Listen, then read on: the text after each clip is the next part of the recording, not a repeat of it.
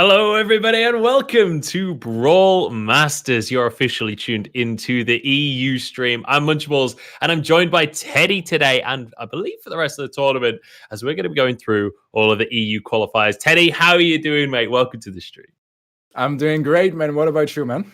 Yeah, dude, not too shabby. And this is my first ever time casting Brawl Stars. So I'm excited. I'm excited to get involved and see how this is all going to go down. But this is actually going to be a really interesting tournament as well because we're bringing in the draft system. This is a bit different to Brawl Stars tournaments that you might have seen before. So let's actually go over the format and have a little bit of a look at how things are going to be panning out over the course of the next few weeks. Teddy, do you want to talk me through some of the action that we're going to be seeing here? Yeah, definitely. I mean, we start off with 3 weeks of open qualifiers, 64 teams every time, playing in a best of 3 game modes, best of 3 maps. And it's a lot of good teams, man. It's a lot of really solid teams playing, especially in this first week already. I was shocked at the level of play of all the teams that registered, and I'm so pumped to watch them play, man. Yeah, absolutely. And we're going to be jumping into the top 16 as well. So a bunch of the matches will be out of the way. We could have some upsets there. So we'll see what the 16 teams we're going to be looking at today are going to be moving forward. But let's look a little bit deeper into our open qualifiers. That's where we're jumping into today. That's where we're starting everything off here for the Brawl Masters. As you mentioned before, we start with 64 teams. We're in a single elimination bracket, so we'll be jumping in the round of 16 to start things off. But it is single elimination, right? So you lose on best of 3, you're out of the qualifier. You'll have to play again next week. But most importantly, we're going to be playing in a draft mode, so teams are going to be picking maps. Teams are going to be able to ban brawlers and game modes as well. So that definitely adds a level of complexity here to the tournament. Teams are going to have to come in with a lot more preparation than maybe they used to. Yeah, exactly. And that's a big difference here. It's not just Brawl Stars, it's Brawl Masters, right? You have the whole draft system that is completely different. Not only do you have the traditional ability to ban brawlers, you can ban maps and game modes. So you can really decide what you're playing and bring that extra element of strategy to your matches. And I think that's going to bring so much fresh and new stuff to the scene. Yeah, I agree completely. And with that said, let's talk about what's on the line. You can see at the right of your screen there, the prize pool. And we've got a good little chunk of change for each of our teams here. Across the qualifiers, first place going to be grabbing $250. And then once we get over towards playoffs, it's $500 for that first place team as well. So definitely a good amount of cash on the line for our squads to try and become the Brawl Masters. And they've got 3 weeks of qualifiers to try and earn their way in first before the fighting for that big first place prize. Yeah, absolutely. And the $250 that you get for first place in the qualifiers, this is every week, right? So that's a lot of money for those teams for Brawl Stars. Definitely really exciting. And I think the EU scene is really going to benefit for this, as well as NA that's happening on every Saturday as well. Yeah, I couldn't agree more. There's a good bit of money coming into the scene there, but also it's a good opportunity to kind of style on everyone, right? I feel like with a regular tournament happening like this every single week, we're going to see some of these teams that are placing towards the top each and every time. They're going to start to really make a name for themselves, and they're going to start to put their name at the forefront of the EU scene. And we'll have to see which of the teams are going to be the ones to do that. But I want to talk a little bit more about the draft because we've alluded to it a little bit there.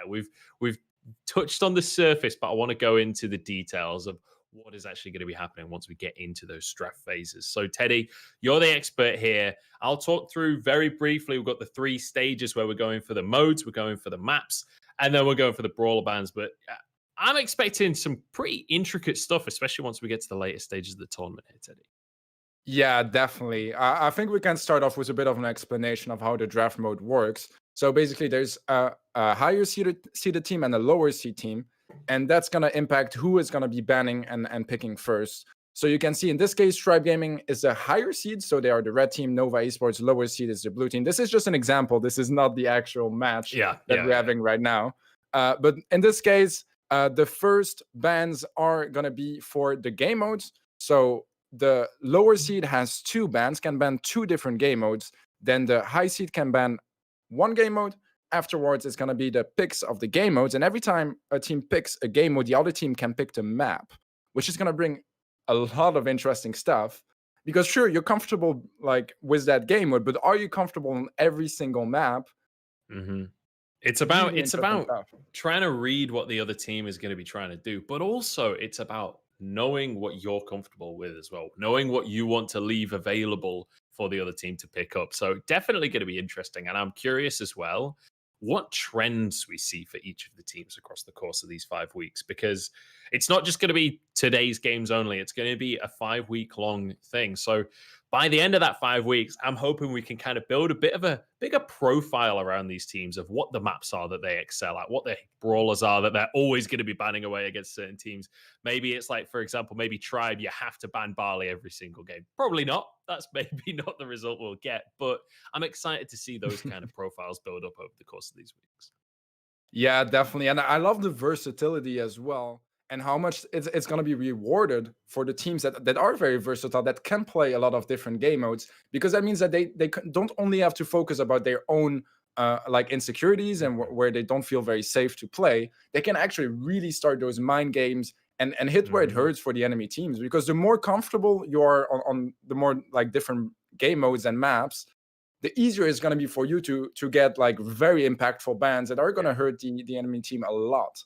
That's the big thing is like it's going to show a lot of the versatility of some of these teams, but also there's an extent to which you could like because you can ban a game mode, you can essentially just get good at most of the game modes and just completely ignore one game mode and just ban it every single time and never have to worry about that again. We're going into the draft for our first series. It is going to be Tribe Gaming to kick things off. The boys in blue from the UK here. I don't know why I said boys in blue. Their uniform's not even blue. And they're going to be going up against the Lowland Lions. So, as we start the draft here, Teddy, do you have an expectation of what's going to be happening in these drafts, or are you kind of coming in blind here and wondering what's going to be going on as well? Well, I think Hot Zone is going to be banned a lot, and it's already banned. We have Yep. Bounty and Hot Zone Hit the banned by nail on the head Tribe there. Gaming. Exactly. But I mean, Hot Zone just not one of the official competitive game modes. Hmm. So teams don't scrim it as much, don't play it as much, and you don't see it in a lot of tournaments. So they're just not that experienced. Yeah. It's just very different as a game mode, and they just don't have the practice they need to really feel comfortable. So I think Hot Zone is only going to be seen if the underdog wants to play it and use that Mm. as an asset to close that skill gap a bit. And we have our third ban game mode that's gonna be Heist. Interesting for sure. I think Heist is a pretty popular game mode, but that leaves Brawl Ball, Jam Grab, and Siege. We'll see in what order and what maps are going to be joining them. Yeah, so we'll be kicking things off with Brawl Ball, an appropriate phrase to use there for for that one. And we'll see what the other game modes are going to be. I'm just going to double check. I don't know the names of all of the maps super well, but it's Super Stadium to start Yep. things off here. You can see that's the first lock in, and that's going to be Tribe that have picked that map. It was Lowland Lions that picked the game mode there. So we'll see how that one's going to pan out. And now over towards Tribe once again. They're going to pick up Gem Grab as that second game mode.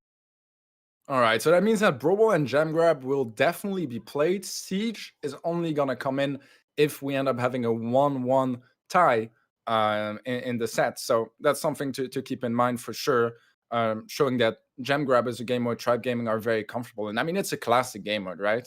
And it's gonna be played on Merge Fort, guys.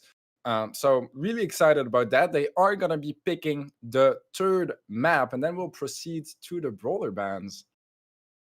Yeah, we'll have to see. So Merch Fort going to be the second map that's played in this set. And then, as you mentioned before, Siege will be the map if we go to 3 games. And it's important to reiterate here that we're going to have a best of 3 of best of 3s as well. So we'll have this first set, and then it's possible that everything ends in just 4 individual games.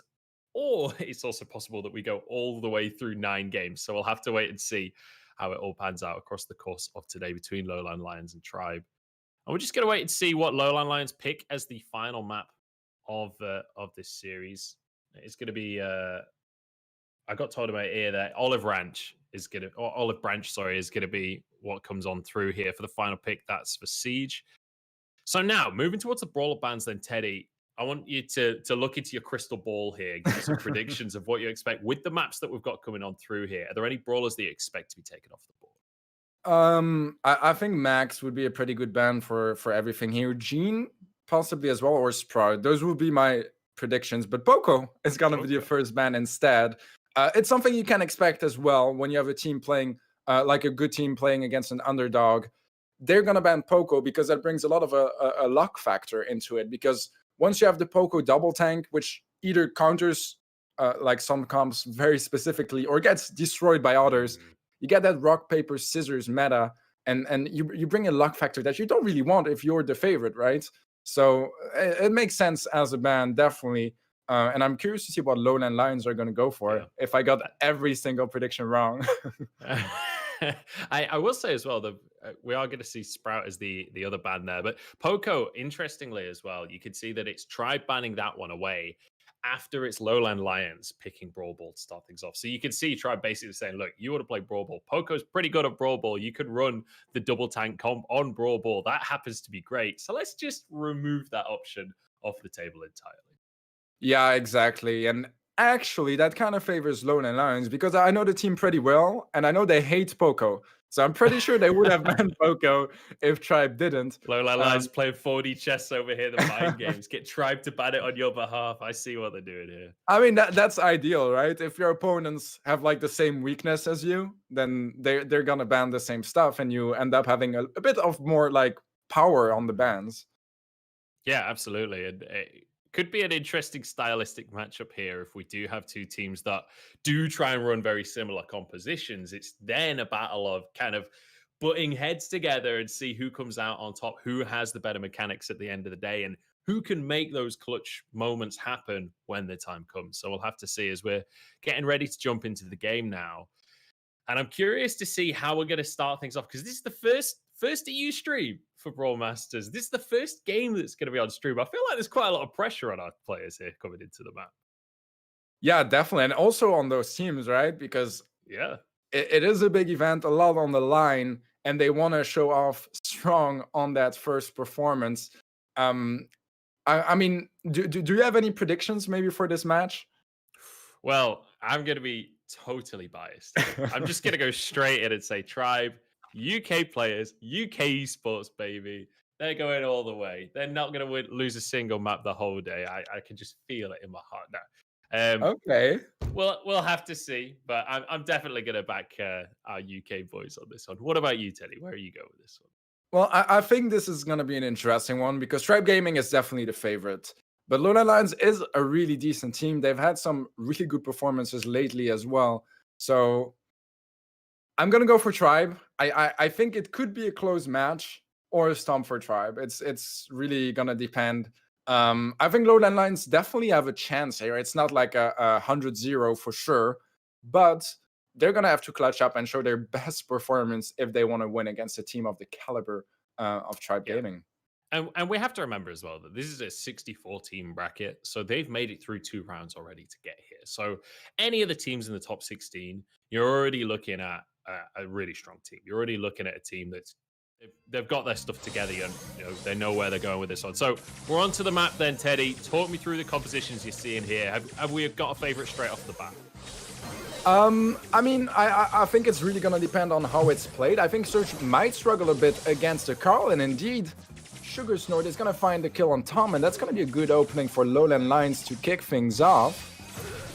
Yeah, you can see Lawrence trying to make a bit of a break here, pushing the ball forward. So getting some good ground here for Lowland Lions. They're starting things off decently, but we've got, you can see Tribe kind of grouping up behind cover, getting ready for the push that they knew was going to come in. Nice little save there to stop the push out. Yeah, that was close, actually. I think that if he used a super there, he could have scored. But I think between the nerves of playing against Tribe Gaming, he just didn't really want to go for that play. It is one of those plays. If you don't know, it's basically with Gene, you can shoot the ball and then pull your opponent so the ball goes through him. But it is one of the more mechanical moves you have in the game. And I would understand why you're not comfortable starting off with that, but they're still finding some good kills. But oh, nicely done there by Tribe. They blast their way open in the mid lane and just push it on through, get the first goal of the game. So they've just got to find themselves a tiny little window, and they are more than happy to go. Absolutely. I mean, against a team like Tribe, the slightest mistake Speaking results of in a which- goal. Yeah.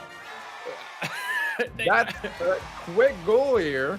I feel like that second one shouldn't have happened. I feel like that one was maybe a little bit too easy for Tribe at the end there. That was an opportunity that maybe kind of presented itself as opposed to try making it happen. Yeah, definitely. I mean, I think that Lowland Lions had a pretty good start, but after that first goal, that was a good goal for sure. I feel like things kind of like Yeah. fell out of place, and they made a big mistake there, leaving that goal open for Tribe Gaming to score again, and that's gonna be the first game already going the way of Yeah. Tribe Gaming. I mean, I they're can't off believe to a how good quick they start. just did that.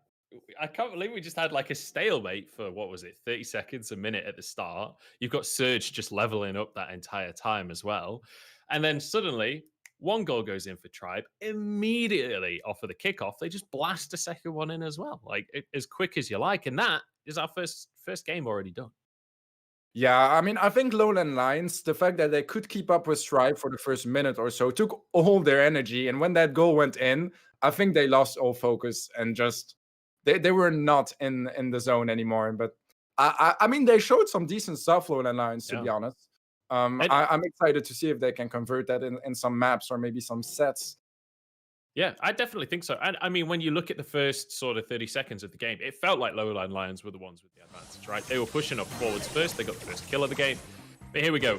Second game underway here. Tribe obviously 1-0. They started off with a kill here as well. Tom's going to get his first rank up, but you can see the plan here is to stay up, play this one slow until you've got the levels on Surge, but these kills are definitely going to help him out. Yeah, only Sugar Snort left. Can he stop that push? He's gonna gadget, but Tom has an open goal. And I think we had some connectivity issues on Lowland Lions side because Lawrence is not moving and he hasn't moved in this game yet. Yeah, it's going to be a little bit rough here. Sem's going to be on his own. There's no way to protect that one. So immediate second game win there for Tribe, which means that they're going to be 1-0 up in this series now. So, well, job's a good one for Tribe as far as that's concerned in terms of Brawl Ball. They've absolutely trounced them. I'm not going to sugarcoat it. No, absolutely. I mean, this is a performance you expect from Tribe. And I hope for Lowland Lions that they can solve their problems because I saw some players just not straight up not moving. Hopefully that can be solved in the future sets because against a team like Tribe, you need everything going your way, right? You can't afford to lag.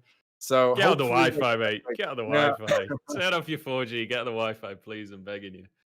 Yeah, we'll see. We'll see if that's going to continue here into game number 2. Or I guess, game number 2. We're going to be going on to Gem Grab next. So I'm curious how things are going to change up. Obviously, compositionally, the draft is going to remain the same. We're not got any separate bands going between the maps here. So what are your expectations, Teddy, coming in here of what we're expecting to see from Tribe, from Lowland Lions coming into Gem Grab? I'm expecting to see some Pam action, some Jean maybe, and some Tara. I feel like those brothers do really well here. I'm curious to see if any of the teams are going to go for Bo after his nerf. He was really dominant on this map. I don't think he is quite as much today. But yeah, I mean, I'm gonna leave them the opportunity to show us if they decide to go for the bow pick. But yeah, I think Jean, especially with a Sprout ban, is gonna be very viable. And we have a Jean indeed on Span, a Jean on Sugar Snort, and I got all brawlers correct. Yeah, you nailed it, mate. You absolutely nailed it. It doesn't look like we're gonna see that bow, but you can see already good bit of pressure. But 2 gems picked up by Tribe, make it 3. You can see over to the side. The Pam's trying to control the sides here, but it's very much going the way it tried to start it off. Yeah, they do have some supers available here, Lowland Lions. A pull on Sugar Snort as well, but Sam's is going to get pulled instead. The pull from Drage connects. There's a good little combo. Can they finish the kill off? Looks like it, and that's going to be able to push them away here. And immediately Tribe regain control. Turrets go down, heals go down. Sam's is going to be able to replace it, though. Keep his position on the map, but another pull lands and Tribe just will not let up. It is going to be traded 1-for-1 though here. With the heals coming on in, it looks like Tribe are going to be, they're maintaining their position, but they're a man down for a second. Yeah. Span was Oh my another pull. goodness. He just doesn't miss. Sven just does not miss these pulls, man. Exactly, and from Span himself, he says that auto aiming your pulls is the way to go. Apparently it works, guys. Apparently it works. It seems to be 10 seconds and this one's in the bag, and I don't think there's a whole lot Lowland Lions can do about it. Sven, the pulling machine, has already grabbed himself the... Oh, has he? Oh, that was close. That was real close to the end there. But they're going to get away with it. They're going to get themselves the first point on this map. Yeah, and that means match point already, guys. So if Tribe Gaming win the next game of Jam Grab, or any of the 2 next games of Jam Grab, they are going to move on to the quarterfinals and knock Lowland Lions out of the week 1 qualifiers. And I just want to go back on something we said way back at the start of I say way back. It doesn't feel like that long ago with how quick this first game's going. But back when we were introducing the draft thing, right? It's best of 3 or best of 3. So it can be 9 maps, theoretically, but it could also be 4 maps. And Tribe are looking to make it 4 right now. Already 3 in the bag. 1 more map win here. And they've got this series under wraps. It's single elimination, so that would be the end of the run here for Lowland Lions. They've got to dig deep now and show us something coming into map number 2. Is there something you'd expect them to do to change up coming into map number 2, or is it not an issue of the strategy? It's more an issue of execution. What I like to see when you are the underdog is go for risks, go for picks you wouldn't go for usually, hope that you're gonna counter, even if it increases the luck factor a bit. That's what you need if you want to beat a team like Tribe. And they went for a very classic comp, which sure is really dominant here. But if you look at this game, Tribe are the ones switching things up, with Spen bringing in the Piper. And that's kind of what I would have liked to see from Lowland Lions. But I mean, I know the team very well, and they like to play very conservative, go for very traditional comps. So I'm not too surprised, to be completely honest. Yeah. And I'm going to be curious what Spen is going to be able to pull off here with the Piper, because obviously a lot of long-range damage. You can see, though, Lowland Lions started things off well, but yet another hook lands. And that means all of those gems that Lowland Lions got for themselves are now well and truly in control of Tribe Gaming. They just need 1 more, and this game's going to be in the bag. We've got to see something in these last few seconds from Lowland Lions. They've got to make it happen now or never. Yeah, it's their final chance. 12 seconds from getting eliminated. Drage is in the bush, gonna get a pull onto Lawrence, and I don't think there's anything Lowland Lions can do about it. Tribe Gaming are moving over to the quarterfinals as they beat Lowland Lions 2-0, not dropping a single map.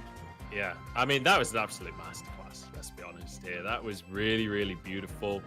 And I mean, I don't think we saw a single hook miss or a single grab miss, you know, like we kept on seeing them pulled on in, and it didn't feel like Lowland Lions had much of an answer for that. It didn't feel like they were, it almost felt like they weren't necessarily expecting it, especially in that final map. We see a player with 6 gems. It's like, you don't want to be in a place where you can get hooked in. That's the worst case scenario. So unfortunate here for Lowland Lions. Obviously, we've got more qualifiers coming up, so there's still plenty of chance for redemption for them. But Tribe, they get to move further in this week's bracket. Yeah, absolutely. I think we had a few good moments from Lowland Lions, showing that they're not like any team either, but they just lack that consistency. They had like, you know, they basically had 1 good move per set, and Tribe had good moves nonstop. They didn't make mistakes, played really, really well, and they punished Lowland Lions on every single mistake they made. And that's how it works at high level, right? If the other team makes any mistakes, they basically already give you the edge. You don't even need to really work for it. And that's what happens when you play against a team like Tribe, where you are going to play scared because you are not comfortable playing against them. And there you do mistakes, and they definitely punish you for it. Yeah, you never can play scared in these kinds of games. You got to play with confidence. You got to know that you can win the game. And I think one of the biggest things that stood out to me here from Tribe is the fact that when they're going in for a play, you can see that it is a coordinated unit. Even with this Piper pick that's a little bit different on Gem Grab, you could see that towards the end, they've got the 10 gems on just the 2 characters. So Piper's like, right, I'm running interference. You guys get out of there. Just like using the jump, using the grenades, just distracting as long as possible to get the team out. But also when they'd lost control at the middle of the map in the first game of Gem Grab, You saw them all back off as a unit. You saw them respect the fact that Lowland Lions had control. And then once everything's okay, once we've got a bit more health back, once we've got some supers, then push in together, push in as a unit, unified front, and make it happen. And I mean, it's beautiful stuff. Yeah, absolutely. And I really like that respect factor you brought in, where they did play very respectfully, I think, Tribe. They didn't really like play over aggressively, take any Mhm. risk because they don't have to. They know that if they just play their game and Lowland Lions does the same, it's an easy win for them, and they showed it to us. Yeah, beautiful stuff coming out from Tribe, and that means they're going to win our first match of the day. And I believe our second match is already ready as well. So we're going to jump into AAFTW versus Russian Elite here. So Teddy, can you give me a bit of a summary of like an expectation of these two teams? Because I know AAFTW is one of the teams that we were looking at as a favorite coming in. Yeah, definitely. So AAFTW stands for Auto Aim for the Win, which says a lot already. I Mhm. think only UK players in the team. I'm not 100% sure, but like 90%. I can get Um, behind that. yeah, you got your favorite already. But yeah, they are a pretty decent team. Always around the top of the tier 2 teams, bottom of tier 1. Never really made it to tier 1 yet, but they get the Mhm. opportunity to really scrim and practice with them a lot. So that's why I would give them the edge compared to Russian Elite, which, I mean, oddly enough, is the best team in Russia. But they Appropriately named. I see. yeah, I see. Yeah. exactly. Um, I just think AA has that experience, and just that constant like ability to practice and scrim against those tier 1 teams that Russian Elite doesn't have quite as much, and therefore I would favor AA a bit. All right. Well, we'll see how Auto Aim for the Win are going to be able to do. They're going to be first up when it comes to banning modes as we head into the draft once more. And so, oh, actually, changing things up here. It's going to be Gem Grab taken off the board. I was kind of expecting Hot Zone to just be the removed by default pretty much every single time, but we are going to have a bit of a change up coming in, Teddy. Oh, no, Yeah. never mind. Oh It's gone. well. Russian Elite just ended our careers here, but I've been Hot ruined. Zone is gonna be out with Jam Grab and Bounty, and we're gonna kick things off on Brawl Ball as our first set, and that means that we will have Heist and Siege as well coming in. So pretty similar to the first match we had as well, except that this time Jam Grab is out and we have Heist instead. Yeah, so we'll have to see. Sneaky Field's going to be our first map on Brawl Ball, and I'm curious in what order we see whether Siege is going to be the final map once again, as we saw in the first set of the day, or whether we end up seeing a little bit of Siege action first. But Heist as well, this would be the first time we see Heist of the day as well. So definitely would change things up because I think Heist and Siege both fairly similar in the brawlers that are particularly Mhm. good, but Brawl Ball's kind of a different.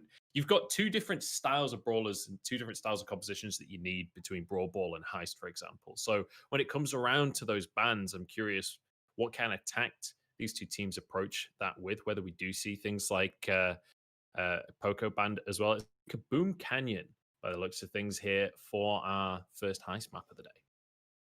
Yeah, I'm excited about that because Heist being the second game mode here means we will definitely watch it Siege once again, only if we have a tie, only if we need a decider, to get our winner in this match. And we are going to end up on nuts and bolts for that decider. So I'm really excited about it, to be honest. And I'm curious to see what kind of bans they will Mm. go for. I'm expecting some control denial. They definitely need something like that. Maybe barley, maybe something else. The thing is, right now in the meta, we don't have too many super broken brawlers. Meaning that a lot of teams they're not even gonna ban the best brawlers because they want to play them, right? You can have the same brawler on both teams, so you don't have that element where if you can't pick it, you can't play it because you absolutely can. And if you're comfortable and if you think you're better than the other team on that broken brawler, you definitely want to bring it in. Yeah, absolutely. And especially towards the start of the series as well, right? Like we're still in the round of 16 here. So if you're feeling very, very confident, this would be the part of the tournament to style a little bit, right? This would be the part of the tournament to really flex on your opponent just a little bit. So we'll see if we're going to see any of that. Poco and Surge going to be the bans as we move in. Obviously, Surge just exceptionally strong across the board right now. It's not too surprising to see him banned out. It doesn't feel like these are necessarily like target bans or anything like that. These just feel like we don't want to play against this particular brawler. We don't want to play against this particular style in the form of Poco as well. Yeah, exactly. I think right now in the meta for Brawl Stars, it's a lot of banning what you're not comfortable with, rather Yeah. than specifically banning something you don't want the enemy, like this opponent is strong with. And Poco once again is kind of to remove that luck factor, make sure that they don't outcomp you too much, and that it's gonna be more about skill. Because I think they're comfortable coming into this match, and that they don't want to put in any factors they can't control. And we are getting started, Munch. Yeah, we're onto the map here. So we've got a bit of a Max versus Max action on the right of the screen. So far, Mr. Fish looking pretty good on it. As I say that, his teammate's going to go down. There's a nice little pull. Jason going to be on the ball as he kicks it over to MMA, and immediately it's in. Wow, what a way to start things off for Russian Elite. Yeah, they're starting off strong, and this is going to be the chance for AA to push back. The pull not going to connect from Cerulean. And that means that Russian Elite, they have a good counterattack. Mr. Fish goes down. Cerulean is low as well. This could be the second goal they need. It should be. Ooh, it's just Mr. off to the Fish side, though. Yeah, nicely done. Just enough time for Fish to come back and give a chance to AA to stay in that first game.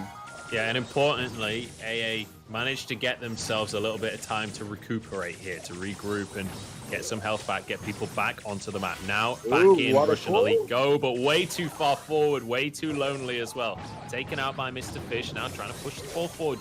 They only need one more goal. They're happy to try and make the play happen. It's not going to work, though. And now Auto Aim get their chance on the attack. They get to counter-attack on this one. Teddy, can they do it is my question. I mean, they have a good setup. They have a pull available, but Mr. Fish gets pulled instead, and MMA finds the kill, meaning that now things are going to slow down a bit, but Cerulean gets a pull.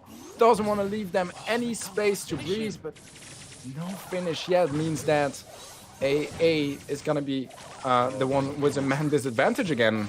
It feels like across the course of this game, what we're seeing is Russian Elite winning out on these essentially aim duels, right? They're winning out when it comes just down to out shooting each other. That is a nice grab though with the respawn. Russia's out of position right now and in immediately. Bench 2 Rav gets the goal. Yeah, that was very well played. I'm not so sure how AA found that opportunity. I mean, the pull from Cerulean actually was at opening. He got their mid laner, meaning that the middle wasn't covered anymore.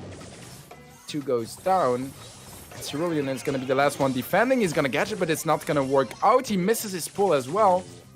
But somehow things work out for AA, and we're going to overtime. That was a little dicey, wasn't it? But you know what? They've managed to hold on. They've managed to keep it together. Mr. Fish with the speed boost.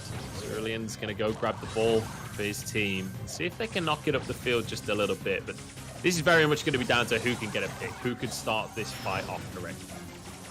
Yeah, definitely. And in this case, there is a small advantage for AA with that spike in overtime. Really, really strong. MMA with the pull.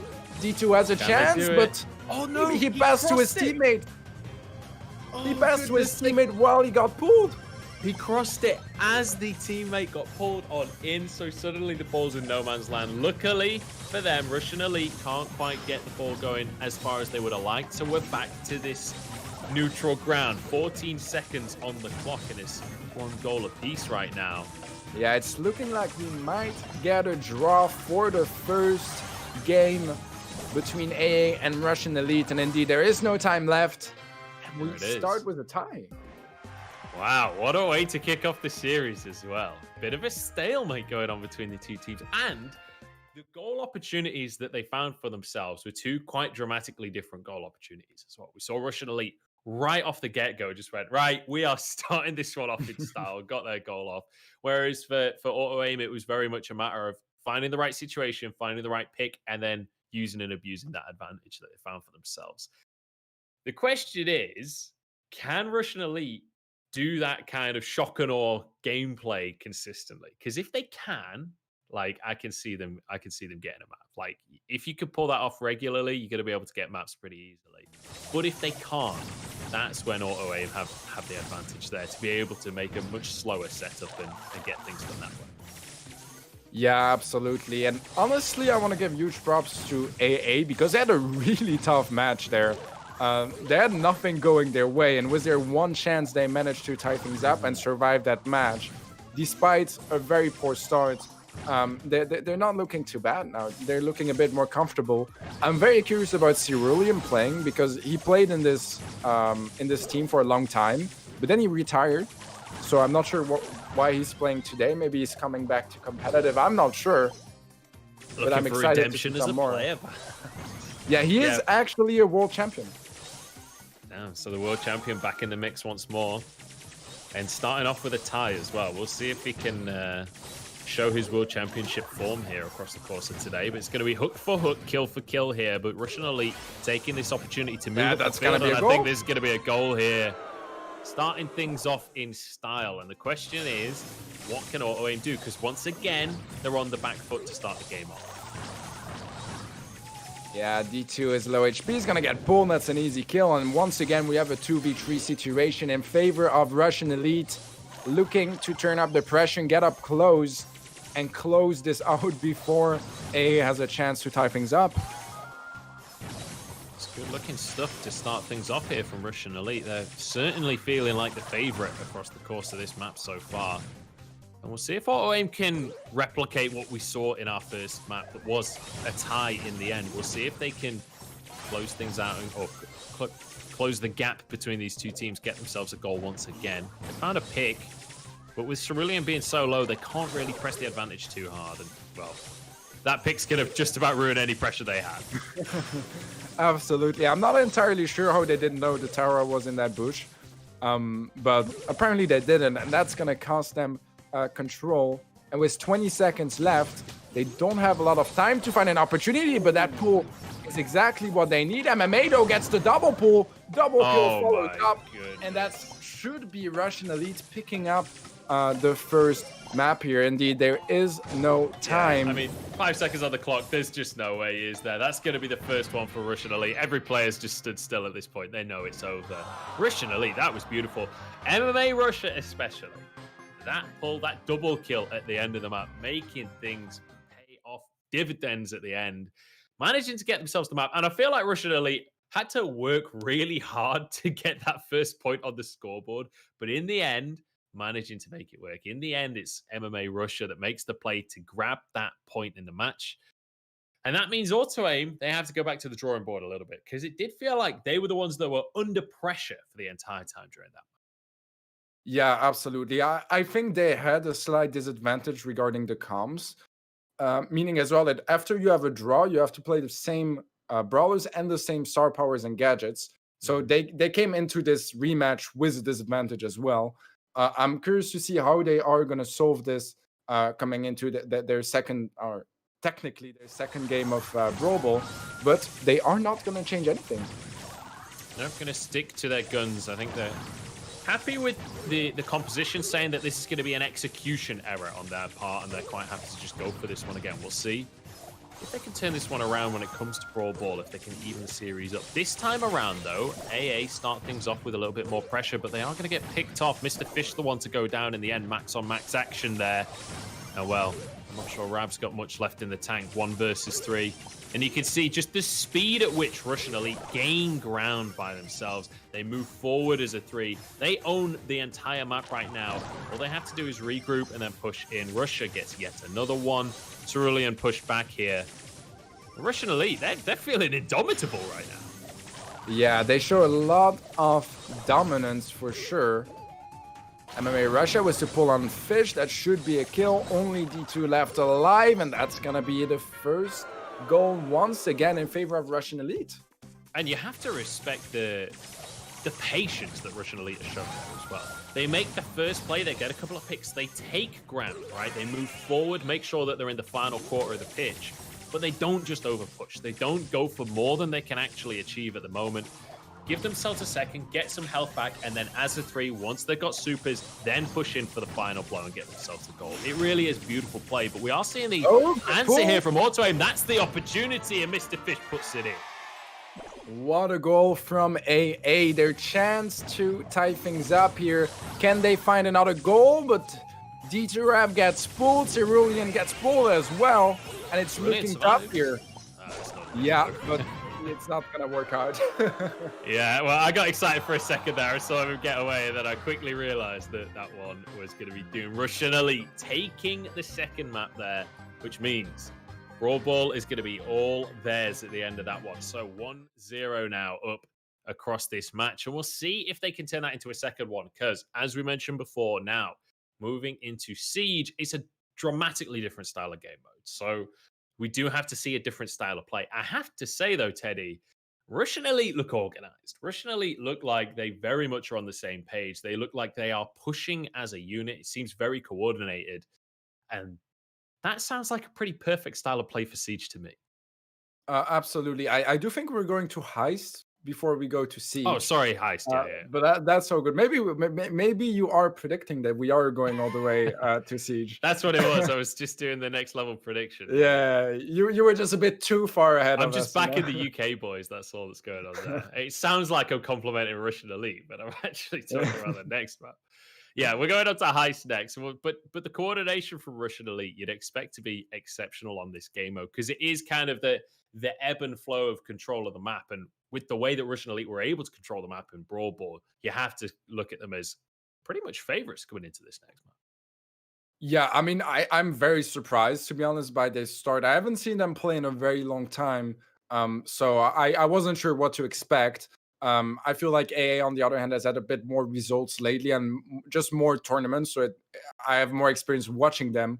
That's why I see them as the favorites. But Russian Elite so far proving us otherwise. And we are starting with Kaboom Canyon now.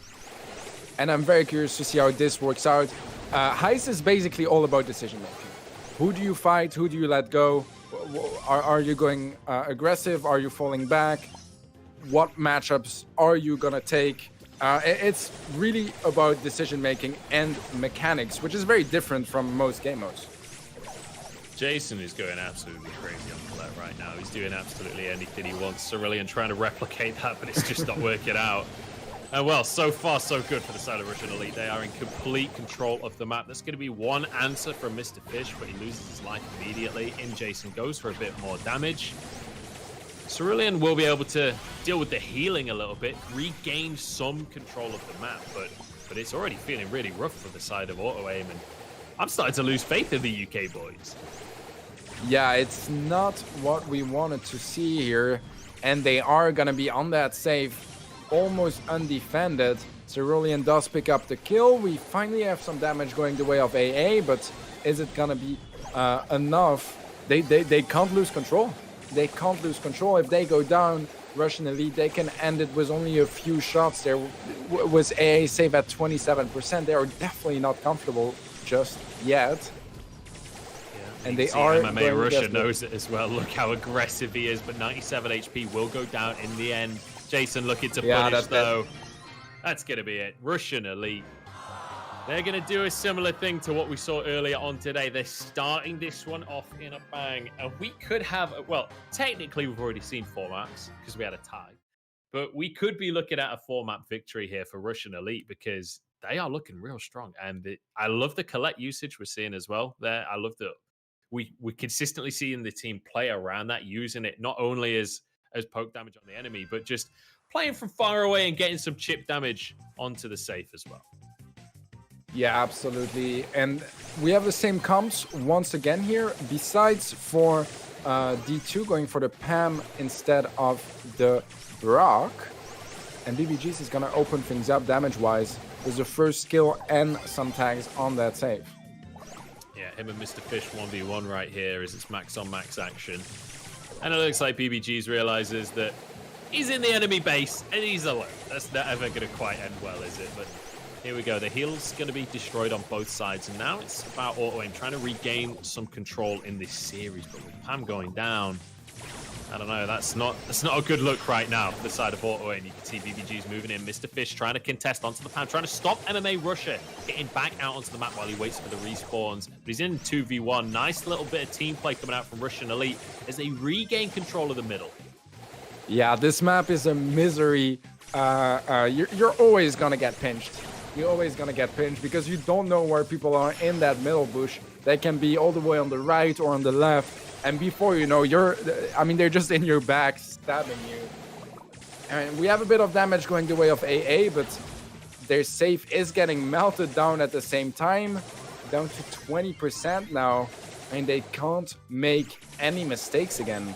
Yeah, look at this pinch though. Mr. Fish moving back alongside Rav, trying to get onto BBGs, but moves away in the end. Speed boost comes out. Him and Cerulean moving forwards. BBG's going to be forced back, but he stays in cover and he keeps himself alive. Cerulean is going to be answered as well. Beautifully done there as Russia picks up the kill. And now heals on both sides of the wall as the two teams going 2v2 right here. BBG's respawns, gets the speed boost in, and they try and recapture the middle of the map. Russian Elite are ahead when it comes to safe damage, but they're behind when it comes to pressure on the map. Bench moves forward. Mr. Fish on the other side. Russia's getting pinched here, but the heal comes out and he survives in the end. Looks like Russian Elite are holding on to control right here, and they're not allowing auto-aim to get in, but that's a bit of damage onto the safe here. You can see auto-aim trying to answer, but the safe's being damaged on the other side. Russian Elite, they've got a man on the other side, 4%, and Colette is going to be able to finish this game off. Surely one more hit, and Russian Elite take. Yeah, what a performance from Russian Elite. And I just thought about something, Munch. Drage, the star player of AA for the win, was playing with Stripe in the first match. Oh, true. So that is something we didn't really take into account choosing our favorites here, because he's definitely the star player. If you guys don't know Drage, he is, I believe, 15 years old, so he's too young for the official Brawl Stars tournaments. That's why he's not officially signed by Tri, but in community events, he tends to play with them because they kind of want to see if they should pick him up once he is 16 and legal to play in the World Championship and all that stuff. So, AA, a good team for sure, but they lost a man before the match really started because he was playing with another team. They've everything looking great when it comes to the players that they do have, but when you don't have your star player, I mean, what else is there to say, right? That's going to be a big issue coming in. But also on the other side of the board, Russian Elite, they look fantastic. They look absolutely amazing here today. I'm not saying that at all against Russian Elite. I think they played their game as good as they can, and they were extremely dominant here, not giving a chance to auto-aim, to be honest. And especially MMA Russia, multiple times across the course of this series, we've seen MMA Russia particularly like really popping off and making individual plays happen. The double kill that he managed to get in Brawl Ball was really exceptional with the grab. But I'm excited to see what Russian Elite have up ahead of them as well, because this is a team that I'm going to keep my eyes on now. Any other teams that kills a UK team, I'm going to keep my eyes on. For more than one reason. Hold them accountable. Yeah, exactly. If they're going to beat the team that I want to win, then they now need to win so that I can say that we lost to the winners. You know, that's the kind of situation we're in here. Yeah, that might not happen because Russian Elite, it's a good team, but once again, they are around the top 16 of EU, and we have most of the top 5 teams in EU, maybe some of them in the world playing today. So it's gonna be tough for them. This is not even the highest gameplay you guys can expect to see. This is just a round of is this round of 16 match as well, or quarterfinals? That was round of 16, I believe. So we've had 2 round of 16 games, and now I think we're going to jump into a quick break in a moment, and then we're going to jump into the quarterfinals, I believe. I'm just double checking exactly how things are going to be going. But we do have our bracket ready. So let's take a look, because we've got a bit of an upset, I've been told. We've got some shenanigans that have been afoot. Clash have lost their match. I believe they were defeated by Scrims Blue. So I'm just having a look. Scrims Blue turns out to be one of my teams. And I have no clue how they won against Clash EU that are top 3 seeded in the world. So I'm happy about that. I am very surprised because they swept them. So for now, I'm gonna just assume it's the draft system that got them like very good maps and modes, but that should not have happened. Okay, Let's be honest here. so when you say your team, give me some context there. Like, is this a team that you play on sometimes? No, I'm the owner of the team. Oh, nice. Okay, so um, we've got a massive upset, and also one of the commentators of the tournament owns the team that has upset one of the favorites. It's drama. It's drama across the world here as Clash have gone down. But as you rightly say, Clash, one of the highest seeded teams in the world. So this is a huge upset to start things off, and I'm really curious now to see what Scrims Blue can do against Argon. I want to see them move into the quarterfinals here. I'm really excited. I mean, we picked up Scrims Blue just because we wanted to help them out. They're great players that never really had the tools they needed to really pop off. And I mean, I hope that they can find a lot of success today because a 2-0 win against Clash EU is definitely huge for them. I mean, their best performance so far.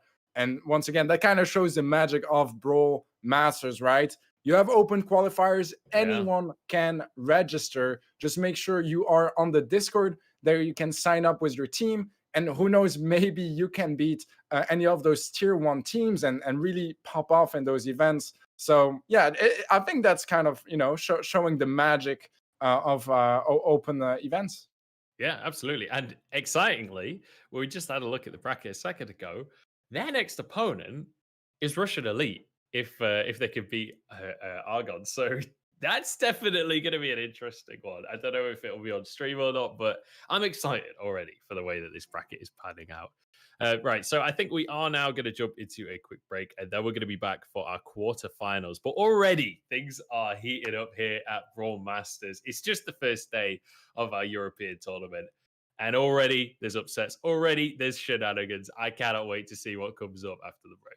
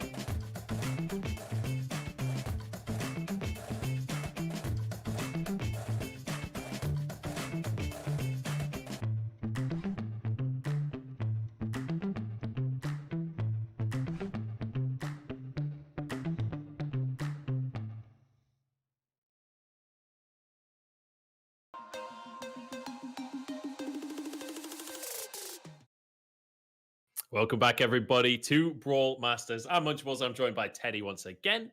And as you can see underneath us, Russian Elite recently destroyed Auto Aim for the win. It was 4 wins straight back to back after we had a tie to start things off. It looked super even. And then Russian Elite were just like, all right, time to play. And absolutely crushed from that point on.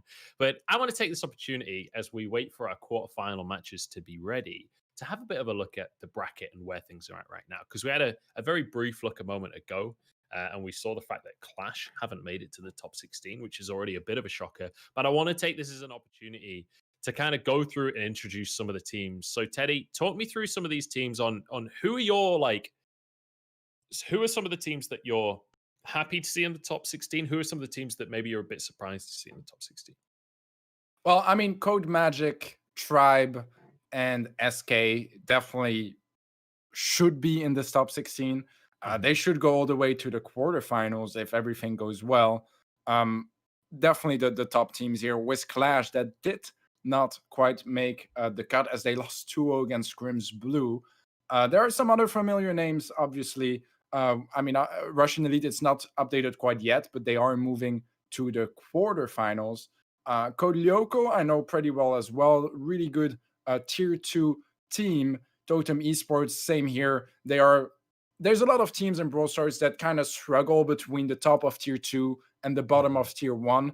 Totem, definitely one of those teams. Same goes for Outsiders. And actually, Totem against Outsiders must be quite an insane match because both teams are at a similar level.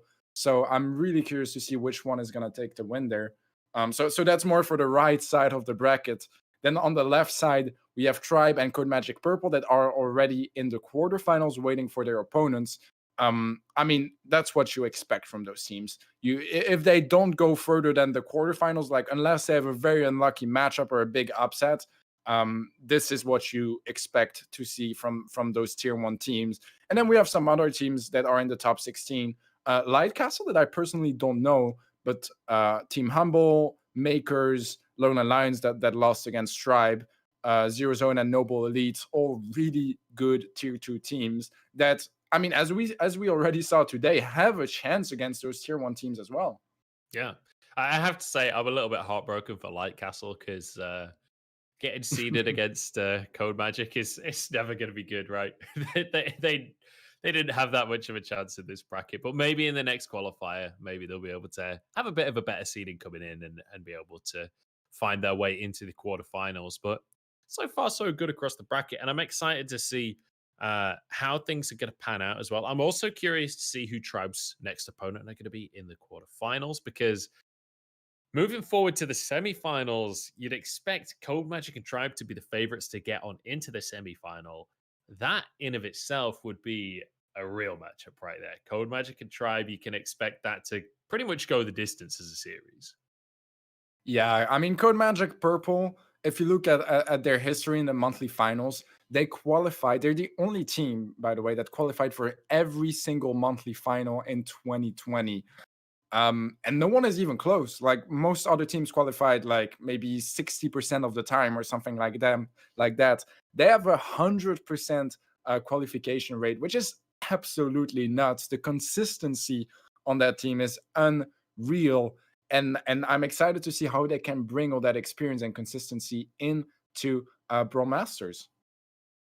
Yeah, we'll have to see. And also whether any of that consistency is down to specific maps or specific brawlers as well, because let's bear in mind we're in the draft system. So there are ways for Tribe to play certain strategies and change things up a little bit and maybe change their fortunes coming into. I mean, let's not get ahead of ourselves. They still have to play their quarterfinals, yeah, right? They're not actually in the semifinals just yet. So we'll No, come back. absolutely. We'll come back to that conversation a little bit later on. So we're just currently waiting for our quarterfinals to be ready, but I think we've got our next one ready. So Tribe Gaming versus Zero Zone is going to be our next matchup. So we were just talking about Tribe. We already saw Tribe at the start of the day. They were looking pretty fantastic. So Zero Zone going to be their opponent. Teddy, is this a team that you're particularly familiar with here? It's not a team I have watched too much, but I've watched them a decent amount, and I know that they are definitely around that top 8, top 16 of EU, whereas Tribe Gaming, I would say around top 5. So it's going to be an interesting one. It's going to be an interesting one for sure. All right, we'll have to see. And I am curious because this kind of tournament is one of those ones. All open tournaments are going to be interesting because you've got teams like Tribe that you expect to see competing for the top spots, right? That are always going to be in the tournaments. But then when you're in an open format, they're going to get challenged, and there's opportunities for upsets. There's opportunities for teams like Zero Zone, for example, to make a name for themselves. This is your way to make a real standard and to climb up the seeding. Because let's bear in mind, coming into the tournament, these teams are seeded. This is going to be Tribe as the 4th seed up against Zero Zone as the 5th seed. Being able to take down teams like Tribe, being able to go through to the semifinals, maybe go through to the finals, that's how you increase your seeding for the next ones. And as we saw in the bracket, teams like Code Magic Purple, for example, as first seed, you're going to go against the lower seeds each and every stage of the bracket. So it only like getting a really good day today could lead to future good days by having better seeding. Absolutely. And also the top 8 on the brackets get the points for a chance to qualify. So it's always going to be really important to get in that top 8. And in the quarterfinals, you're already there, right? So every team that makes it to the quarters gets some points. Obviously, the higher you go, the more. And the winner of this qualifier is going to go straight up to the finals. So I mean, it's important to perform here. It's definitely important. It's not the end of the world if you have a week where you don't really perform and things don't really go your way, because you have 2 other weeks of qualifiers where you can show your worth. But yeah, we have the draft coming up already. Tribe gonna be banning the 2 first game modes. Let's see what they go for.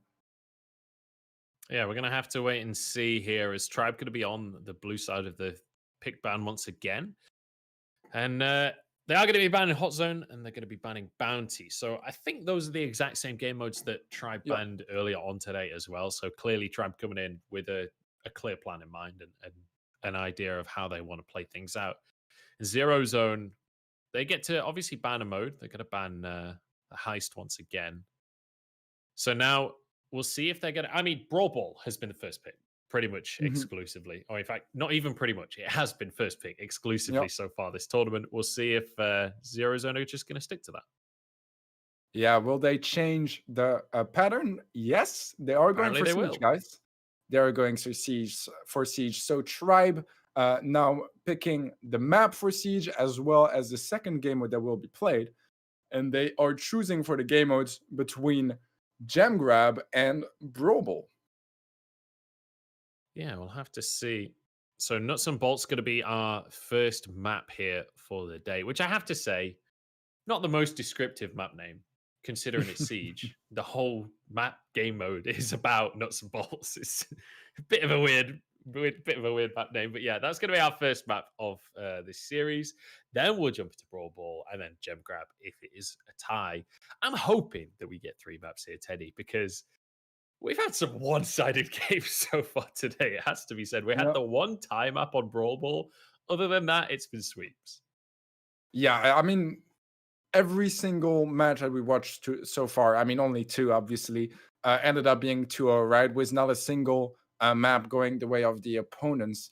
And we are having Backyard Ball as our second map picked by Zero Zone, and they are going to go for Hard Rock Mine for map number 3. And now it's going to be the Brawler bands coming in. We have a bit of a longer range maps here with Hard Rock Mine and Backyard Ball. So I'm curious to see if maybe they want to ban something a bit more long range. But Tribe going to go for the same. Poco will be their ban. Do you know, the funny thing about this is I actually spoke to Tom on Tribe because I was chatting to him asking for some tips on what was good, and I was asking him if Poco was any good, because Poco has been my personal favorite to play. Poco's banned every single game. I'm not going to see any Poco gameplay ever, apparently, because everyone's just taking it off the field entirely. Colette going to be the other ban, but I just want to see one game of Poco. I just want to see him play his little banjo. Is that so much to ask? Yeah, apparently it is, man. Apparently it is. I mean, Poco is just the ban. If you're the favorite, it's one of the best bans because if you ban Poco, you ban the tanks that go with him. So you have much more control over the picks. As I said before, over and over again, no rock, paper, scissors meta. And you really want that because you don't want any luck to come into your match if you're the favorite. Yeah, exactly. You want it to be as predictable as possible because that's where you can enact your strategy. That's where you're going to be able to find advantages for yourself. And we'll see if Tribe are going to be able to do that. They are the favorite, although with it being fourth versus fifth seed, it's not like a heavy favorite here. This should be probably the closest match that we've seen so far, as you'd expect, right? We're in the quarterfinals here as opposed to round of 16. You expect the matches to get closer and closer the longer the tournament goes on. I just Yeah. want to see some good coordination out of both teams here because so far today we've seen one team that very clearly is playing as a three-man unit, very clearly has a game plan and knows how to execute it. And quite often we're seeing other teams where one player is maybe separated from the rest of the gang. They're not quite on the same page. Somebody gets picked off and then the rest of the map is a snowball from there.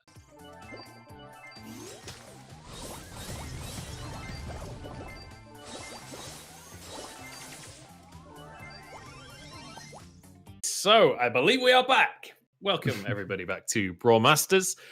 So Tribe have started things off strong. They've won map number 1 against Zero Zone. We should be very shortly jumping into map number 2.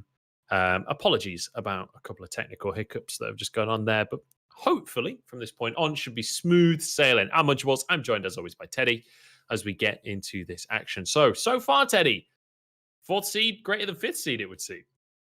Yeah, I think what's going to be really interesting here is that those teams, they are used to scrim against each other a lot. So they know each other well. And I'm really curious to see how that's going to impact their matchup. Yeah, we're going to have to see. I'm going to jump onto the spectate on my phone here. So you can see Tribe very much in control of the middle of the map right now. Yeah, they found 2 early kills. They're looking really good right now. And again, it's this coordination, right? You can see that they're grouping up to kill someone on the right, grouping up to kill someone on the left. It's very much a team effort on the side of Tribe. Whereas on the other side, Zero Zone, they're struggling to stay as a 3-man unit and work together to be able to contest. And as you can see, Tribe already well over halfway to finishing off the siege. Absolutely. And the thing with Siege is during that preparation phase, if you find one opening, then it's going to be a very big snowball effect because you can go help out your teammate and then it's 2v1s, 3v1s, and it goes very quickly. And once again, they are finding some good kills, keeping Leopard and Adri out of the center of the map, so they can't pick up those bolts. And we are getting our 2nd siege bot here in favor of Tribe. And so far, only 1 bolt escaped Tribe's grasp. So they are looking really... It's not a good look. It's not a good look right here for Zero Zone. And well, Tribe are into the base once again. Damage coming on down. Well, what a way to start things off here. 2-0 Tribe getting themselves the first map. And I mean, well, there's not a whole lot I've got to say for Zero Zone off the back of that one because that was pretty brutal. Yeah, absolutely. I mean, this was as one-sided as the matches we had before, and this time it's not team. Yeah, exactly. It's not team like 4th seeded against team 50 seeded. It's 4 against 5. So I'm excited to see if maybe Siege is just something Zero Zone wasn't comfortable with, or this map. Nuts and bolts, not something that they felt like playing. I can't quite recall who picked the mode, who picked the map. It would have been Zero Zone that picked the first mode, but then Tribe to pick the map, right? Yeah. So Zero Zone, obviously relatively decent at Siege, but maybe not that comfortable on the map. But as you said before, I think the most interesting thing is we're now going into pretty long range maps here. So Backyard Bowl going to be the Brawl Ball pick here. And I'm curious if we have different styles to what we saw in previous Brawl Ball maps earlier on today, where maybe we do have things like the Brock coming on in, even though it's Brawl Ball, just because we're in such a long range map. Yeah, absolutely. I mean, the open map means you can go for those more squishy brawlers that have more range, more damage, and that's going to be very different gameplay to what we've seen so far. As we had more close range maps in the two first matches, we had the chance to spectate. So I'm excited to see what kind of comps we will see. I'm kind of expecting some similarities in Gene being just very versatile in general, close range, long range. He doesn't really care too much as long as you auto aim those pools. Things work out for him. Yep, I could definitely agree with that one. So we'll have to see what the picks are going to be as we move on with our games today, and we'll have to see what Zero Zone have got up their sleeves. Because I'm hoping for something, right? I'm hoping for at least one magical map where they can just really show us what they're made of. But the vibe that I am getting across the course of today, Teddy, is that we have some teams that are exceptionally good individual players, and we have some teams that are exceptionally good units, right? And I'm not saying that these units don't have individual exceptional players either, but like they're clearly coming in with a strategy. They're clearly moving as a group. They're clearly playing in this way. And it feels like when you have those two kinds of teams facing up, like if one team finds a 3v1, they're going to then win the 3v2. That's just the way that it works. That's just simple maths. So at that point, you've got to maybe change the style in which you're playing. If you're a team like Zero Zone coming into this one against a team like Tribe, you can't afford to get picked out alone. No, absolutely. I absolutely agree. And that's the thing. In Brawl Stars, if you have matchups like this, where only your team synergy is enough to guarantee the win, where your players don't need to go for any very flashy plays to take the win, that just shows how dominant you are because you don't need to pop off to take the win. So we'll see how this next one's going to go. Is Tribe currently controlling the middle of the map here and finding themselves a little bit of space to work with, but Zero Zone are going to find a bit of an answer now as they move on forward. It's going to be a trade kill for kill. It does feel like Zero Zone are getting the best of the trades overall, though. Yeah, it is their map pick, so they are definitely more confident than with Nuts and Bolts we saw previously on Siege. And so far, a good pull from Spen might open things up here.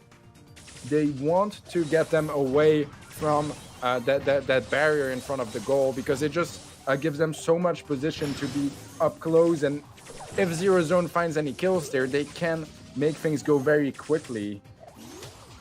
Good pull onto Tom. Tom gets pulled, yeah. Oh, but it's an answer coming straight on back. It's 1-for-1. But importantly, that pull has destroyed the front defenses of the side of Tribe. So it's one of those where you do get the pull in the short term, but in the long term, will that work out for you? Bit of healing coming on through as they try and regain control, but Leopard will not let these boxes go. He is going nowhere. Yeah, he is going to get pulled, though. He Yeah. should get taken out, will be indeed.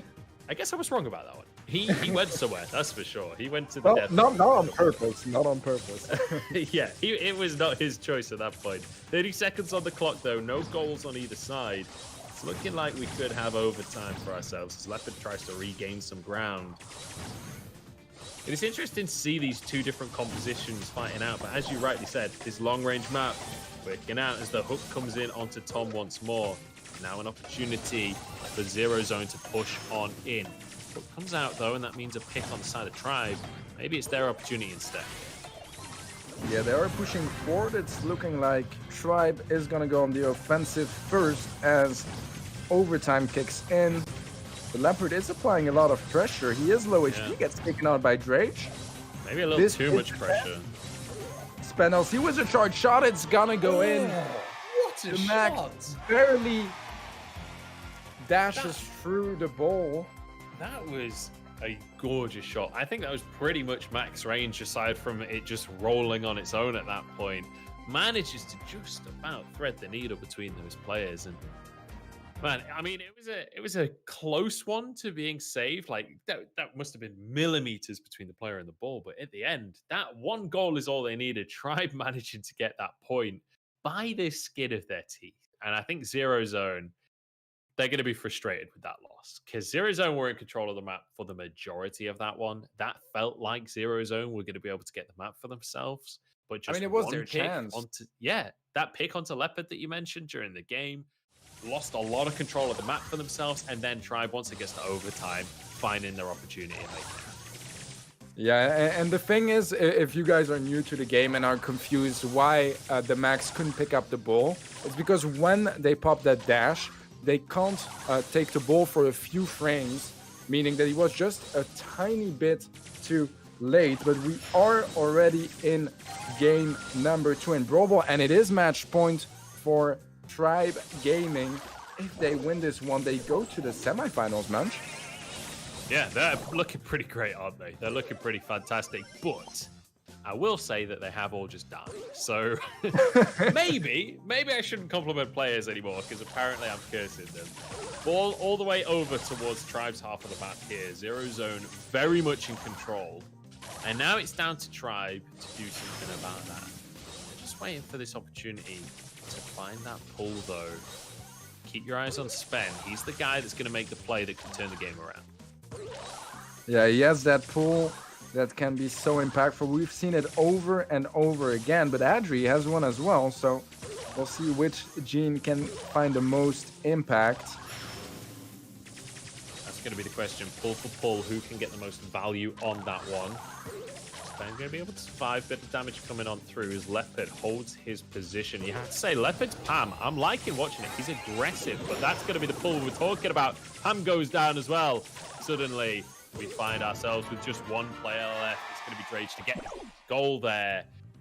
That means Tribe, they're very close to polishing this one off. They've got 45 seconds to just hold out. If they can get a second goal, they'll get the map, but they can also just play this one for defense and just find their win that way. Yeah, and it's looking like they'll go for the aggression.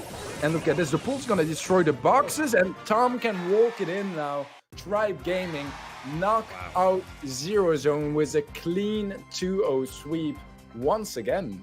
Yeah, and I underestimated Tribe, didn't I, there? Because I was like, look, they've got themselves a goal. They can just take it easy. It's only 45 seconds on the clock. Just chill out, guys. This one's in the bag. Tribe are like, no.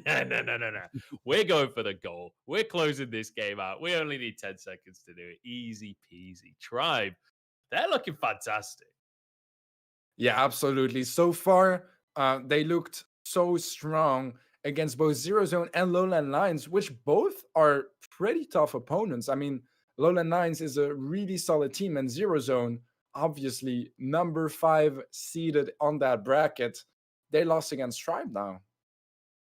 Yeah, really, it's a unfortunate defeat here for Zero Zone, but still managing to make it to the quarterfinals. So certainly nothing to be sniffed at on their side. But Tribe, certainly a team that you come in expecting Tribe to do particularly well. I mean, they're the 4th seed, right? So for them to not make top 4 would be an upset in of itself. So Tribe so far have lived up to that seeding, and now when it comes to in the grand scheme of the whole tournament, in the grand scheme of the bracket, Tribe now are looking to outdo their seeding. As a 4th seed, you expect to make it to the semifinals. That's the seeding expectation. Now, if they can make it to if they can make it to the actual finals, Tribe will have outdone themselves here, and we'll see if they're going to be able to do that. If I remember the bracket correctly, Tribe's next opponent is likely to be Code Magic Purple, which is going to be a whole different beast. And I really hope we get to watch that match here on the stream, because that one's going to be spicy. That's gonna be spicy for sure. Code Magic Purple, probably the number 1 seeded team in the world with such insane consistency. Honestly, I don't know what those players are made of. How can you qualify every monthly final throughout thousands of teams? Every single month through thousands of teams. That's unbelievable. And it's not even just the consistency and the ability to qualify. It's also the dedication, right? That's a lot of tournaments that you have turned up to and played every single one of them. Because, like, I've been in esports long enough to know that when it comes to monthly tournaments, even the top teams, sometimes, it's someone's nan's birthday or, whatever is going on and the team can't play for a month, right? That happens. This team, none of that. They are playing serious. They are playing to win, and they have proven that they are one of, if not the best team in Europe. And we'll see if they can prove that here today, as well as they're going to be trying to move up throughout the bracket. If they do win their quarterfinal game, they will be up against Tribe in the semifinal. So we'll see how that one's going to pan out. And I believe we're just waiting for our next quarterfinal game. I think we'll be watching a second quarterfinal before we go into the semifinals, but I'm not 100% sure. Yeah, we are. So we'll see. It's going to be, here we go. So Argon up against Russian Elite, which means, unfortunately, Teddy, Yeah, your team it in the round of happens. 16 fell down. I'm so sorry, mate. It's perfectly fine. I didn't expect them to win against Clash, to be honest. I made my my grief a while back. Okay, so what we said about Tribe, if they make it to the finals, they've outdone their seeding. That's where we're at with your team as well. They outdid their seeding. We're happy with that. That's a good result for them. Fair enough. All right, so Argon against Russian Elite then. We saw Russian Elite earlier on today. And I mean, elite is the operative word in that name. I think it's fair to say. How are you feeling about Argon against this team? I honestly don't know Argon very well. I know them from name. I don't think I've ever watched them play, maybe once, like 5 months ago. So I have no idea what to expect from them. Russian Elite did look extremely strong in their first match today. So I would just expect them to keep that form and show off a really good performance once again, but this time against Argon. So you feel like you're just backing Russian Elite completely here, 4-0 kind of style, or how are you feeling? Do we think Argon can at least get a game? I just want to see one series where we get a 3-game match. Well, I hope so for sure. I just honestly don't know Argon well enough. I think they're the one team I genuinely don't know well in this bracket, so I really can't tell you for this one. Fair enough. All right. Well, I guess we'll have to wait and see.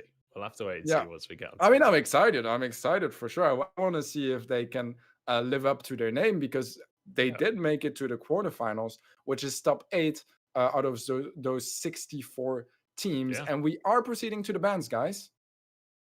We certainly are. We'll have to see how this one's going to pan out. I'm just excited to see MMA Russia play again, because that guy was making the plays. That guy, he knows how to make an influence on a map. That's all I'll say. So here we go. Hot zone, and Heist going to be taken away by Argon here. And on the other side, we'll see what Russian Elite are going to remove. The overlay at the top, obviously Argon don't have a score just yet, as we're in the draft, so we are still at 0-0. But it is going to be Siege taken off the board here. And now, first one actually where Siege is. That's banned. true. Actually, we've seen series without Siege, but that's because we've never been to the third game mode yet in a series. And Brawl Ball was there every game, Yeah, I guess we're just going to watch a lot of Brawl Ball today, apparently. It's just the way that this is going. That's what the draft mode has decided for us. And now over to Argon. They get to pick their map, and then they get to pick the next game mode. So we'll see where they go in regards to Brawl Ball. We've seen Backyard Bowl today. I think we saw Sneaky Fields as well, was the other one we saw. So it's going to be Backyard Bowl again.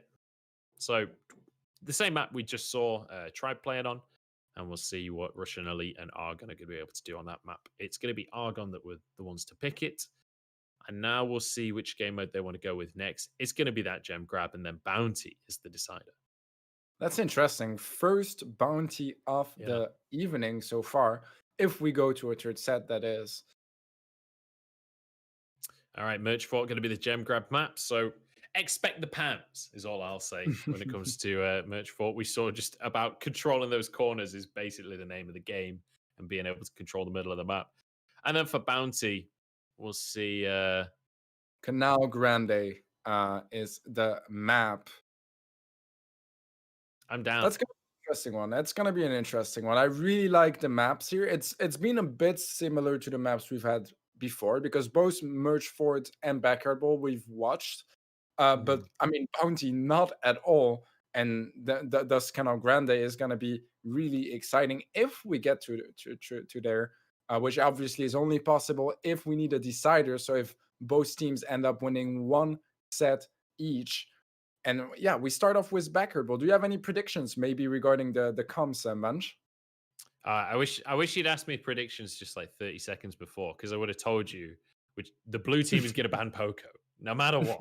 They heard that I want to see Poco today, and they are not having any of it. It's removed once again. I definitely think that Russian Elite, like, I was terrified of their Brawl Ball performance. Like, they look real scary. So I'm definitely thinking that Russian Elite are going to be the ones to step on forwards here. And actually, I'm pretty sure we saw a different Brawl Ball map from them last time, as Surge is going to be the band. Yeah. But we saw Russian Elite playing on Merch Fort. I'm pretty sure it was them. So I already know that I'm terrified of Russian Elite on Merch Fort Gem Grab. So I'm saying Russian Elite 2-0 here. Okay, fair enough. I it's hard for me because I genuinely don't know Argon at all, and I feel like going for a crazy, prediction if I don't know the teams. I'm just gonna say Russian Elite. My guess is 2-0, but I'm hoping for a 2-1 so we can see some action. Me too. Me too. Especially on that map as well, because like the vertical split very much changes the dynamic. Usually you're playing top versus bottom. On that map, you're kind of playing left versus right a lot of the time. So we'll have to see if we actually get to see some of that action. We'll get into the nitty gritty of it a little bit later on. But we're going to start things off with Brawl Ball here once again. And I'm expecting very similar compositions to be coming on through. I'm not expecting too many shenanigans. Yeah, you pretty much just expect Gene at this point. Has been the theme of the day. Gene has been cut. Gene, Max have been pretty much the two staples. Then we've had some Pam mixed in there, some Tara mixed in there, a couple of others as well. But definitely feels like Gene is the power pick in most compositions. Yeah, the thing that's crazy with Gene is that it's such a strong brawler. It's picked so much, and yet no one bans him. He's always played because I think everyone feels comfortable as a Gene. So they just want it in a team. I think it's one of those things where it's like, obviously, if you ban him, you don't have to play against him. But it's not like a MOBA draft where you're banning something from the entire.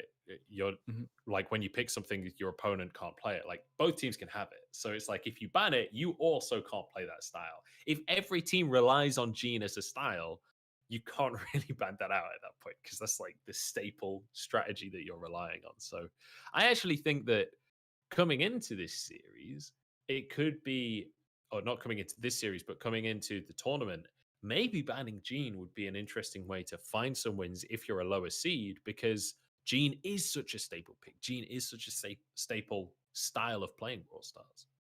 Yeah, and the thing with Brawl Stars is there's not a lot of brawlers, so you don't really have anything to replace Gene, so you can't have anything close to the playstyle you get from having a Gene if you end up banning him. And we are getting straight into it, guys. Argon against Russian Elite, and Russian Elite starting off pretty strong. Jason does get pulled, and that's gonna keep things on a man advantage for now in favor of Argon. Yeah, we'll have to see what they can do. We've actually got an 8-bit in the game here as well for the first time today, so it's like to see a little bit of shenanigans coming on through, but MMA Russia charges on forward on the Pam. We'll be able to finish off 8-bit's little buddy, but he's going to be pulled in and taken out as well. So regaining control here on the side of Argon. Yeah, by the way, Argon, I didn't know it was those players because I know those players very well. They are the best Polish players, the only ones who make it to day 2 of the monthly finals qualifiers. So they have quite a bit of history and a lot of experience as well. So I'm really excited. Didn't know those were the players. Nice. Okay, so are you willing to change the prediction is the question. We'll get back to that though, because it looks like Russian Elite are trying to make a move here. Look at MMA Russia. He's a secret agent on a mission right now. He's on the wrong side of the map. And it turns out that he's left his teammate out to dry a little bit. Jason, yeah, mistaken. Alone there. Ooh, that was close. Just saves it. That was about as close as it could. Yeah, that could have been a big mistake from Russian Elite because they seem very dominant so far, and losing a goal like this would have been absolutely terrifying. But they have control now. They get a good pull onto Coaster. That's going to activate the fight. But it takes so long to deal with those double utility from Argon with both a damage booster and a healing station. That's absolutely insane. I was just watching Mistaken and Russia just basically pumping shots into each other, but they're both Pam and they're both in a healing zone, so nobody dies basically. And then reinforcements finally came through for Argon. But Russian Elite, they're back in possession of the ball. We're looking to go into overtime here. This could be an opportunity, but it looks like Russian Elite, as we saw earlier, they're very respectful and they don't push until they have the opportunity. That pick might just be the opportunity they're looking for, though. Yeah. Shot goes in and BBGs gets the goal. Yeah, Russian Elite playing on another level so far today, showing off some really good performances and some really good plays. And as you said, they are playing very patiently, very respectful of their opponents, but whenever they have a chance, they turn up the pace and they go for those very aggressive plays as well. And I think that's the most exciting thing about that team to me is that the way that they use the max super, like they're very willing to blast that super and just go. It's like, it is literally a go button for them. It's like, everyone's super speed. Let's get in there. Let's get this done. It's great to see such decisive shot calling coming out from a team as well. So now 1-0 on the scoreboard. The question is, what have Argon got left in the tank? What can they do to get themselves back into this map? A pick onto Russia would certainly start things off well for them. Looks like Noe as well will survive. Yeah, there is a pull on Mistake, and he's gonna get taken out or no? Oh. Healing station and Gadget to heal up immediately. That's gonna keep them in the predator position. MMA Russia gets taken out once again. Jason does have a pull. He can stop them if they go for the ball. I think that's a great way to describe it as a predator position, because these guys are hunting right now. They're looking for some revenge. They're looking for dinner as they're going to get a pull onto Russia. Jason stuck inside the goal, mistake, and gets the ball. I mean, that is done. That is a 3-0 fight right there. And Argon well and truly back in the map. And the thing is, Russian Elite, they play so mechanically. It's been the same routine every game, actually. They go for the pull. Once they get the opening from Gene, they go for the max super. And then they have that extra change in tempo that definitely favors them and enables them to find the goals. And so far in this second game, we have none of that because Argon are consistently able to just disable the Gene from having any impact and the max from really getting involved in those fights either. But look at this, Russian Elite with a good positioning and a chance to maybe find a goal. BBG's pushing forward. Pushed back though at the last second. I thought that was an opening for him there. I thought he just found a way to sneak that in, because that would have been a real game changer. But now what he's accidentally done is given Argon complete control again. They get to move up. They get another pull onto Russia, who somehow survives at the back, by the way. He's trying to find himself a 1v1, but no, he's going to come in. BBG's now and Jason find themselves a pick of their own. And now we go back to a neutral state. We go back to 2v2. But importantly, there's a goal on the board right now. Argon, they don't need a goal. They can just hold on 15 seconds, and this one's in the back. Yeah, Russian Elite only have 10 seconds to find a goal, but a good push could make the difference here. Coaster gonna go down before he can gadget, and somehow out of nowhere, Russian Elite, they tie things up, pushing things to overtime. You love to see it, don't you? It's one goal apiece right here, but MMA Russia goes down. Jason gonna be the next target as he tries to back away, but he's finished off there by 8-bit. Now mistaken with the ball. We're in overtime. There's 40 seconds on the clock, but Argon are poised to strike, and if they can get this goal, we'll finally go to a 3-game map right here. Yeah, the super from BBG's. BBG's, he's got to walk it in. How did that slip through Argon's fingers? Russian Elite, they take the first set. That was such a disappointing end. I was so hyped for Argon. They'd set it up. They were slowly pushing forwards, and then suddenly, in the blink of an eye, Russian Elite are like, all right, you've let your guard down for just 0.5 seconds, and that's all we need to take control of the game. They just sprint up the map, and it's an easy goal from there. So, well, Russian Elite 2-0, and we do not get the three-map game, 3-map set match. I'm getting real confused in the wording here, but yeah, it's going to be a 2-0 is the point I'm making. Yeah, absolutely. And what I really like from Russian Elite is that their biggest quality is how they can play respectfully and then suddenly change the pace and plays over aggressive. And that's combined with the max pick that can get that extra movement speed and just change the pace by itself, make sure that extra tempo just gives them that position they need, that entry kill they need. And it's been really impressive to watch so far. Yeah. I feel like killer instinct is the best way to describe the way that Russian Elite play, right? It's like they're not just recklessly aggressive, but the second you show them that little bit of weakness, the second that you let your guard down, they are more than willing to pounce on that. If you give them an inch, they are going to take more than just a mile. They're going to take everything you own. Yeah. So you cannot give these guys anything. And now they get to go back onto Merch 4. We've already seen this team on Merch 4. We already know how strong Russian Elite are on Merch 4. I'm getting a little bit nervous for Argon here.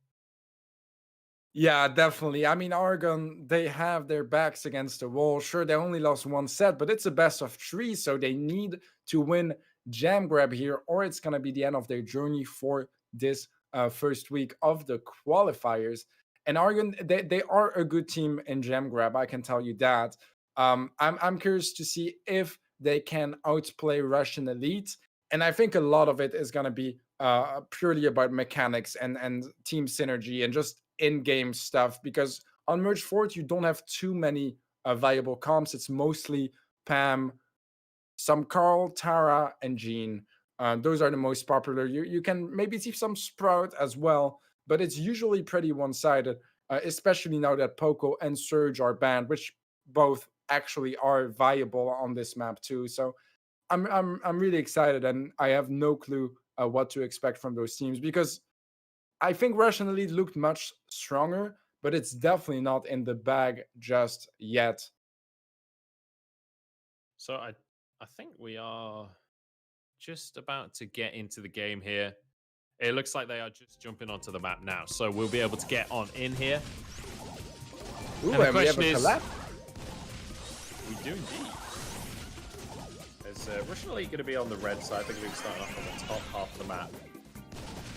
Curious what no, is it Noe or Naui?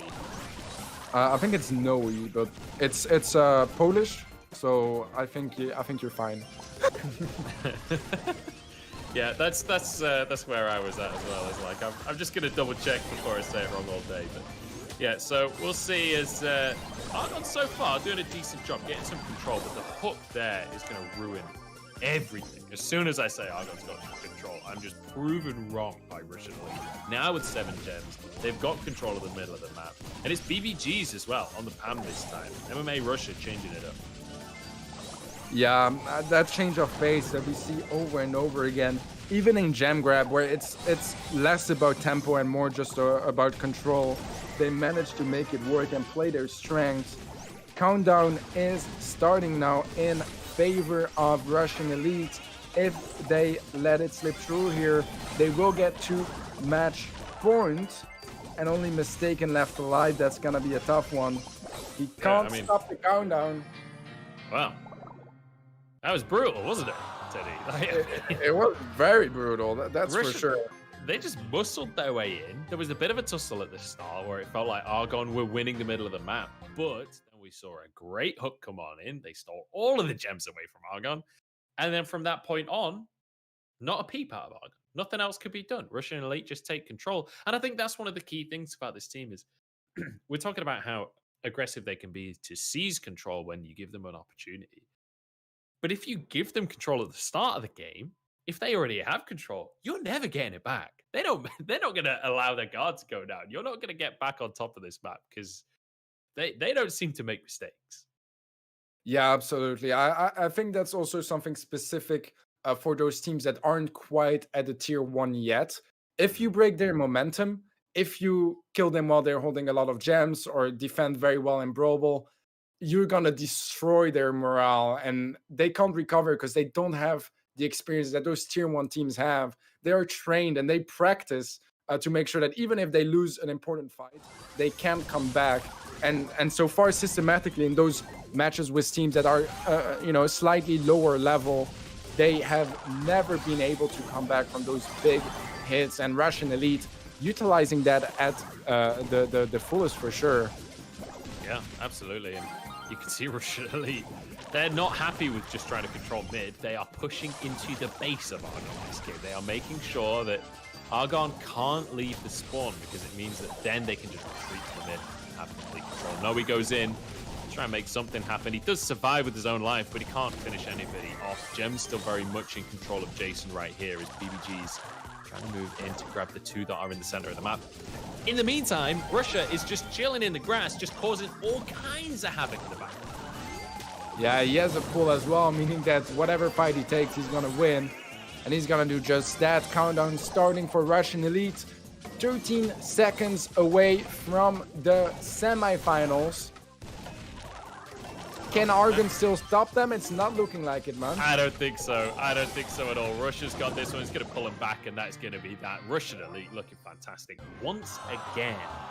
And I have to say, MMA Russia is quickly becoming one of my favorite players to watch because it doesn't matter. Like, on his pan, he's super aggressive, but whatever he's playing, like here, we saw him on the Tara. It's not just like playing back and protecting territory. It's getting in the enemy's face. It's playing aggressive and like, it's not about defending my territory. It's about taking every single little bit of territory that you have and putting it in my pocket instead. Like, Argon spent so long in that game just trying to deal with the pressure that MMA Russia was putting on. The rest of Russian Elite are just like, all right, cool. Yeah, we'll just pick up some gems. Thanks. Sweet. That's a win in the bag then. What I think was really impressive with MMA Russia in that game is that he showed how important just presence is. Because he didn't get the flashiest plays, not the most damage, not the most kills, but he was so up close that he just had half of the map under lockdown and they couldn't do anything. And they weren't pushing him because they knew they couldn't win the fights because he had a better position. And they just had no opportunities. Everything was denied by MMA Russia here. And that just shows that in the end, it's not just about the kills, about the flashy plays. You can just be somewhere and block the enemy team from doing anything. Exactly. And I have to ask you, Teddy. So in that situation, let's say we're jumping into a game on ladder in a minute and there's a turret in a brush, we're locked in our spawn. What's the play? How do you break out of that kind of pressure? How do you get back onto the map in that situation? Well, that's the moment where the communication skills are very important because you need to make sure that you can allocate the resources you need to take him out, which means that if your mid laner is busy in a fight in the middle, you need to tell him, fall back. We need to get the Tara out of position, pinch him from both sides, and make sure that he's not a nuisance anymore because those positions are very risky to take. You could see it. There's a very long way to run until you get into that cover. Yeah. But once you're there, it's really hard to get you out. And in a 1v1, it's not possible. You can't just keep walking around the walls, never getting tagged. So you need to make sure you can go with another teammate and take him out. So actually, you got to commit to the fact that he is being a nuisance. Commit to the fact that he's a distraction. Get rid of the distraction, and then deal with actually getting back onto the middle of the map. I see where you're coming from on that one. So I think that is going to be it for us in terms of casting the quarterfinals. That's 2 under wraps here. And I think the other ones have been finished as well. But we do have our bracket now. So let's see where we're at, how things have shaken out on both sides of the bracket as we move towards our semifinals. And as you can see, Tribe, obviously, we saw make it through into the semifinals. On the other side of the bracket, Russian Elite, we just witnessed go through as well. And we've got Code Magic Purple against MKers is one of our quarterfinals, and SK Gaming against Outsiders as well. And obviously, as you can see by the seeding, SK and Code Magic are certainly the favorites to move forward here. And Russian Elite so far are the exciting story here of the team that has upset a favorite to make it forward into the top 4. Yeah, definitely. I mean, SK, just because they have to play Russian Elite in the semifinals rather than Tribe or Code Magic Purple, that's going to be a huge advantage for sure. I think Russian Elite are going to have to show their top tier game if they want to stand a chance against the likes of SK. We'll see if they're going to be able to, and I'm really excited for the other semifinal as well. If Code Magic Purple do win their matchup against MKers, which I'd anticipate they would. They're certainly the favorites. I'm excited to see because Tribe and Code Magic Purple are both teams that have had dominant performances. Tribe, especially, we've seen on stream looking exceptional. And Code Magic Purple, we've seen time and time and time and time again looking exceptional. So I want to see how that one shakes out. But with our bracket as it stands, I think we're going to be jumping into a break in a couple of moments before our semi-finals kick off. But so far, Teddy, I want to ask you, like, how are you feeling about how the games have gone? How are you feeling about how the meta is shaping up with the draft in play? Because obviously things are slightly different here to previous Brawl Stars tournaments. Has there been any shenanigans that you weren't expecting? I think since this is week one, I expect the teams to play it rather safe with the drafting mode. It's the first time they use it. Some teams must be a bit confused because they don't understand everything yet. So I think this is just about making sure you play maps and modes you're comfortable Mhm. on. And I hope that in the following weeks, we get at a point where teams start using mind games in the drafts to really ban stuff that is going to hurt your opponent, that is going to be much more impactful and really show the full potential of draft mode. Yeah.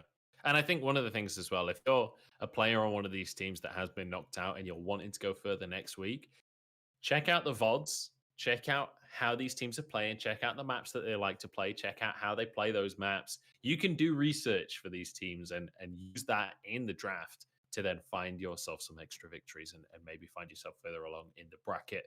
But we're going to jump into a quick break. That's going to be our quarterfinals rounded out. And then we're going to jump into our semifinals, which I cannot wait for. We're going to have some doozies on our hands, so make sure you do stick around.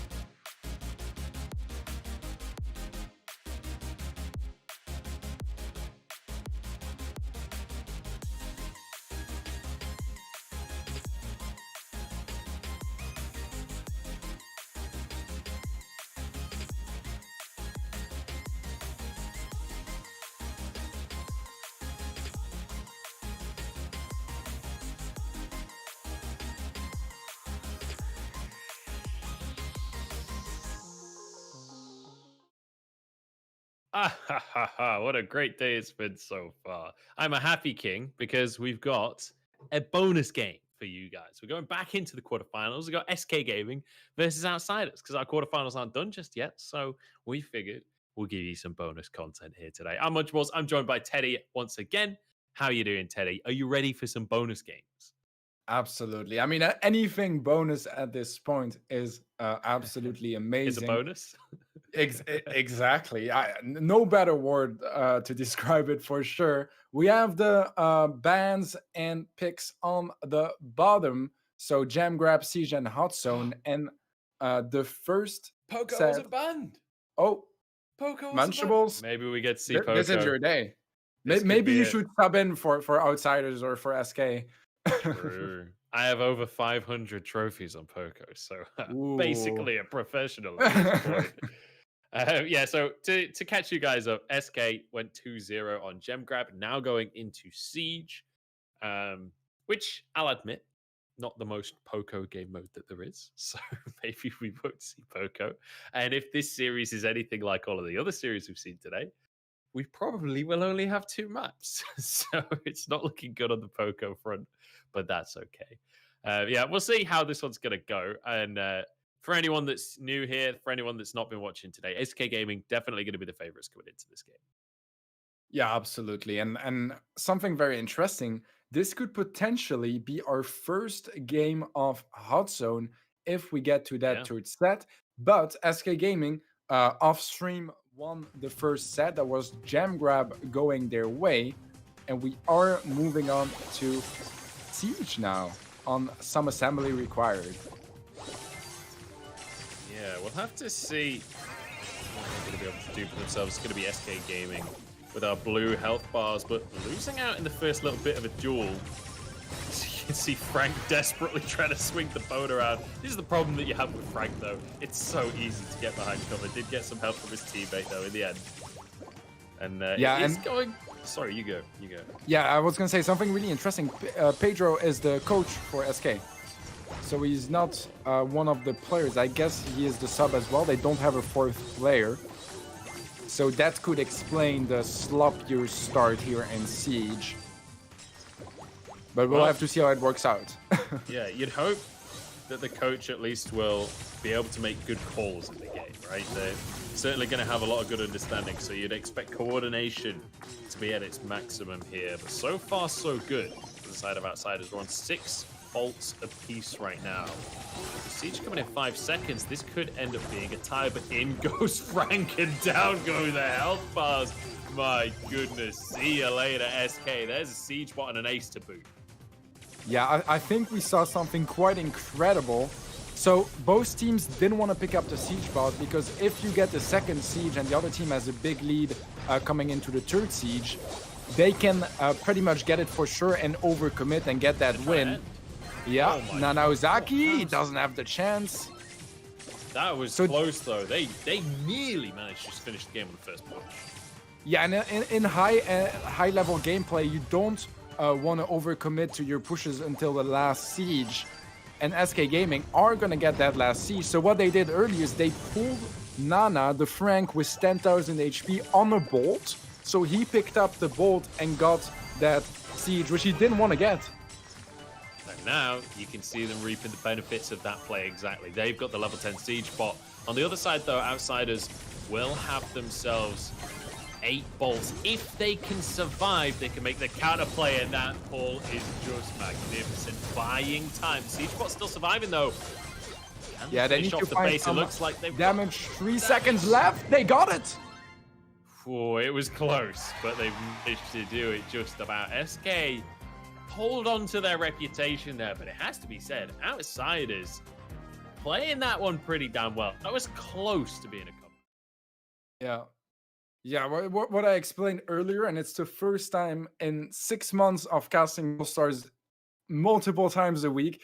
It's the first time I see someone pulling an enemy into a bolt so that they pick up the second Siege bot, and your team starts off with a big lead bolts-wise coming into the final preparation phase. So that was actually insane. Like, You I've have to never say, seen that before. I think this is the most polite Brawl Stars I've ever seen. They're like, "You take the ball." "No, no, no, no. You take the ball." "No, please, after you. You have the ball." It's like, "Oh, you don't want to take." They were Right, I all will just make you standing take the next to ball. them. Oh, That you love was to see really it. insane.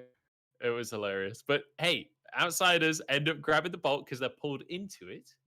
And SK managed to get themselves the victory. It has to be said, though, outsiders almost held on the defense there. That was a valiant effort from them. They almost managed to finish off on the first push. That would have been amazing if they could have just finished the game there. But then on the defense as well, barely going down. It was by the skin of the teeth for SK. But at the end of the day, a win is a win. SK get the map, and now they're one up in the series here. And it's So match they point. are, yeah, they're match point once again. We're in a situation where there have been 3 maps played, 3 wins for one team. I'm just hoping we can get at least a 5th map. That's what I want right here. Yeah, I'm sure we'll get that by the end of the day. The real question is Outsiders going to be one of those teams that push things to a third set? It's not looking like it just yet, but they didn't look too bad. They definitely did not. And if they can pull a similar performance to the previous game and just get that extra edge, I think they can definitely win some games here in Siege. Yeah, I can definitely agree with that one. Based on their performance there, I like that they're bringing things like Frank to the table as well. I like that we're seeing a little bit of a different style. I like that we've potentially got Hot Zone if they could come back in this map and find themselves a victory here. So definitely outsiders living up to their name, to be quite honest. They're playing a bit of a different style to everyone else. They're playing different maps to everyone else as well. And now we'll see if they've got what it takes to take out one of the favorite teams here. But we've got a bit of a 1v1 on the right-hand side. And it's going to go the way of SK to start things off. Yeah, they have 2 great kills to open things up, but Sub-Zero securing that bolt might actually give them the siege. Indeed, first siege bolt going the way of outsiders. That was really close. But SK, they have the chance to secure 4 bolts lead for after this defense. Yeah, now it's a matter for outsiders of getting control of the map here so that they can close that lead, because those 4 bolts are really going to matter in the long run. The health bars are relatively low. And outsiders, they're on the map. They've got essentially tempo on the play right now, but that pull is going to change everything. As soon as I say it, it becomes untrue. SK take complete control. They had a 4-bolt advantage before. Now they're going to be on 6, 7, 8, 9, something like that. They've just taken complete control of everything. Yeah, absolutely. And on the other hand, they don't let many bolts slip through to outsiders because they really want to get that final siege bot with a few bolts advanced if they can. But in the end, they are going to give 3 to outsiders. So if outsiders can defend, they're not in a terrible position. But they don't want to take too much damage. Oh, I'm surprised that at the lack of commitment. Oh, no. That ain't it. That is not the moment to die, right? As the bolts are coming back onto the map, SK.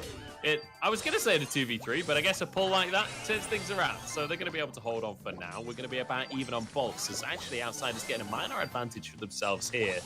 The question is, can SK get back into the middle of the map here? Another pull comes on through. The man doesn't miss. And now it's SK in charge once more. Are they going to be able to get enough bolts to tie things up? They've still got 25 seconds. Oh, it was close. But the level 7 siege bot is pushing in for outsiders. They need to find 48% more damage. And the shield looking to slow things down with that pull. But he is going to get pushed by Nana. Yeah, Achille doing a really good job with that pull there. But that's a counter pull coming on through. The siege bot is going to go down. There's no way to end this here. The side of outsiders. What a defense from SK. Beautiful stuff. And you know, it was one of those situations where I think SK wanted it to be a tie on the bolts. They didn't realize that they were going to lose out by 1, just barely there. And it ends up being a situation where SK have to do kind of a panic defense, but they managed to pull it off in the end. The pull from Achille was absolutely magnificent, managing to buy so much time and space as well for his team. And then obviously once the siege bot is below half or less HP as it's entering the zone, it's already going to be a really rough situation for outsiders. Yeah, absolutely. I think this kind of showed the weak side of Gene as well. outsiders that had a Gene in their comp, and it's just not the brawler if you want to find some damage on that Ike. It's just not the best brawler if you want to have a successful push. Sure, it's amazing for control, for finding kills, but in the end, in Siege, you need that damage on the Ike, and they couldn't quite find it. They certainly couldn't. Bit of a rough one here for outsiders, but there were glimmers of hope there. There was some good stuff we saw out from outsiders across the course of that series. But I will say, SK kind of big brained over there. Like a few of those plays, like especially the pull that pulled Frank over a bolt to force outsiders to get the siege bot, so that SK could then get the next siege bot. Like that, they're playing 4D chess. They're like on another astral plane of thinking here. Whereas outsiders, they just want to play Brawl Stars, man. They just want to play the normal game. They weren't ready for this. They weren't expecting that kind of gameplay. Yeah, I think it was so fun because outsiders, they thought we are the big brains. We're not picking up any bolts, even though they had control, so that it would be a tie, and then they would have more time for the final siege and control, and a lot of bolts right next to them to pick up.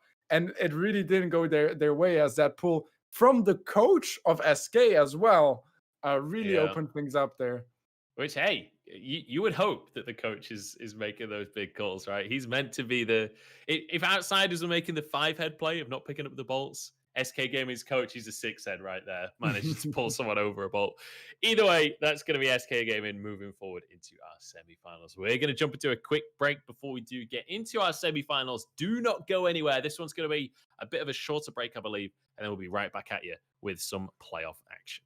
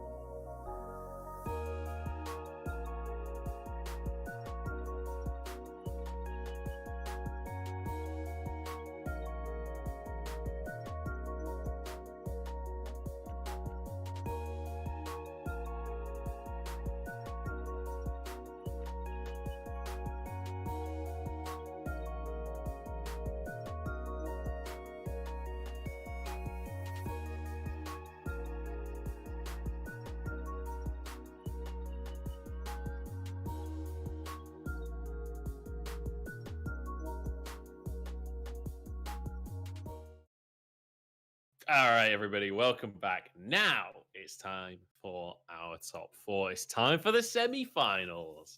And I am excited because, first off, we didn't really get to see that much out of SK. All we got to see is that they have the biggest brains in the history of the game. But we also get to see them against Russian Elite, which is the team that is clearly the lowest seed coming into the semifinals, but have completely upset the apple cart. Um, they've outdone expectations to make it to this point, but they've looked dominant doing it. So I'm now really excited to see what they can do here against one of the tournament favorites. Yeah, definitely. I think this is really the fast-paced gameplay from Russian Elite against the big brains from SK Gaming. And I'm really curious to see how that's all going to work out. I don't know if SK is going to be playing with their coach again. That's definitely not how you want to be in a semifinal, especially not against such a mechanical and fast-paced team as Russian Elite is. I hope SK can keep up with the tempo if they end up playing with their coach again.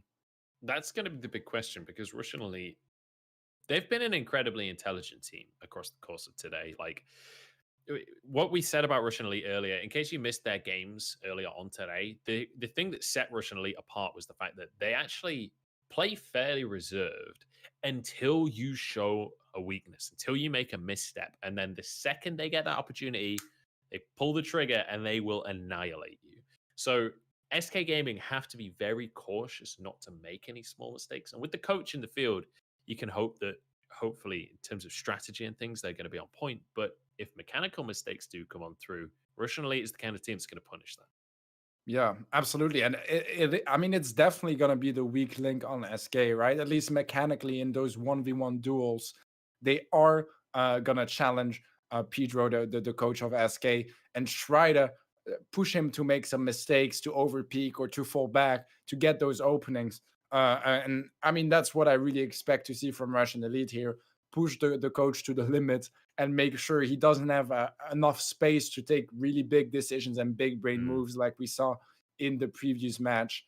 And we have Siege, Heist, and Brawl Ball banned here already, meaning that we are left with Gem Grab, Bounty, and Hot Zone. Yeah, this is interesting. It's going to be Bounty to start off, which, if I'm not mistaken, this is the first Bounty we've seen today. Might be the second one. Second one. Yeah, and then I'm really hoping they pick Hot Zone. I don't think it's going to happen. I think Hot Zone will be the third map, but we're in the semifinals, so we could have all three maps at this point. We'll have to see. Hey, this is the map we were excited for earlier, like where it's vertically split. We have a little bit of horizontal gameplay going on. Yeah, definitely. This is a very versatile map as well, where you really end up adapting to what's happening in the game. Like, obviously, both teams have a game plan, but if you have to end up with one team on the left, one team on the right, you have to adapt with that. Keep that in mind. And that's going to completely change the way you play, because if you have some throws such as Stick and Sprout that are really popular on that map as well, it's going to be really hard because you have no walls in the middle, so no cover, and it's going to be hard to really find those tags and picks from afar. And guys, the second map is going to be Crystal Arcade for Gem Grab, and that's picked by SK Gaming. Yeah, so our first two maps locked on in, and then we'll find out what our first Hot Zone map of the day would be, should we get to the third game. Whether or not we make it to 3 games is a totally different question. We haven't yet today. I'm hoping we will, but we'll have to wait and see. It's going to be split as our third and final map of this series, should we ever get there. And now to the Brawler bans. It's going to be Colette as our first ban here, Teddy. Yeah, I mean, we've seen her banned a few times already. I wouldn't say it's a brawler we saw a lot even when she wasn't banned. We saw her a bit, but definitely not a lot. And Poco gonna be joining in, and that makes sense. In Bounty, you really don't want to face a Poco, especially once again if you are the favorite. Munch, this has been a hard day for you ban-wise, isn't it? It's I don't know what they're doing to me. Like, I like Poco and I like Leon. Leon is terrible and Poco is just banned every game. So I just can't win. But either way, yeah, Poco gonna be banned once more. And Colette, I'm finding it interesting that we're seeing so many Colette bans, because obviously it is one of these playmakers, but it's not necessarily the brawler that you'd think of as being like the S++ tier that's going to single-handedly win you the game, you know? Yeah, absolutely. I really agree. I always find it very interesting how brawlers such as Gene, Barley, even Sprout don't end up being banned that much despite having such a big impact. But guys, we are starting our first semifinal Russian Elite against SK Gaming. Let's see how this goes. And Russian Elite is gonna find the first star in the middle to take the lead. Yeah, they've got a tick as well. I mean, I was already hyped for MMA Russia. Now he's playing tick. I'm even hyper, which isn't really what that word means, but you know what? I'll take it. So we'll have to see. BBG's just going to be playing frontline on this one, trying to protect MMA Russia. They're okay to just chill for a minute and 20 because they got the first star, but I don't think that that's going to be allowed. I don't think SK Gaming is going to just let that pass that. Yeah, absolutely. I'm curious to see what the plans are in Pedro's mind to make up for that a slight mechanical disadvantage they have right now. Slightly less firepower. I want to see some good pinches, some good tags, but the pull onto Pedro that overextended is going to give 2 stars to Russian Elite, and they start off with a 3-0 lead, Munch. Yeah, beautiful stuff here, but bear in mind, this is bounty, right? So if Jason gets caught, I was going to say they could even up the scoreboard. He ain't getting caught. He's catching the opponent right here. That's going to be 5-0 now as they look for more. He just doesn't miss. The heat-seeking hooks pulling everybody in. Jason is looking magnificent today. Yeah, absolutely. And I love that setup as well, how BBG's applied the pressure, made sure that YDE had only one way to fall back, and that was in range of Jason's pull. 13 seconds left, 7-star lead in favor of Russian Elite. Pedro gonna get pulled once again, and he's in trouble. He's in big trouble. It's looking good. Jason does get taken out, but there's not enough stars on the field for SK to come back, and Russian Elite take game number 1. I don't know. I mean, look at the little smiley face in his name. Those eyes are staring into your soul, SK Gaming, because Jason, he's the star player, as you can see, but he was the star player. Even if the game didn't nominate it, he's the MVP of that one by miles. Like, his hooks have been exceptional all day long, and SK just got read like a bug, basically. Russian Elite, they got the first start, and they were basically like, look, you have to play into us. You have to come to us. You have to play how we want to play. And at that point, it becomes very difficult for SK to find much without just straight up out playing Russian Elite. Like, once Russian Elite have the tempo in that way, SK then have to do some mind games. They have to do something to upset the apple. Yeah, absolutely. We are gonna hop into our next game. This time, the first star is gonna go the way of Pedro. And that means that SK Gaming take the early lead. Pedro does take a bit of damage there. And BBG is gonna try to push up. And this is a reaction we didn't really have from SK earlier, where immediately they take in action. Pedro is pushing very aggressively here. Bear in mind he's against a tick, so it's possible to block the escape routes here. And Pedro goes down to 3k, but he's going to be able to survive for now. Jason, you can see him off on the side. He's searching for that hook. He's waiting for the opportunity, but it goes wide. The fight goes the way of Russian Elite here. It's going to be 1v1 remaining, but the bomb goes down. It means Russian Elite have to back away for now. Good start to the game here for SK Gaming. And if they can keep this performance up, we might finally get a 3-map game to start things off. Yeah, exactly. And it's been really close. YDE goes down. It's 9-9 now, but Pedro, he's in the middle of the action with a Gene. Does get traded out by a shield.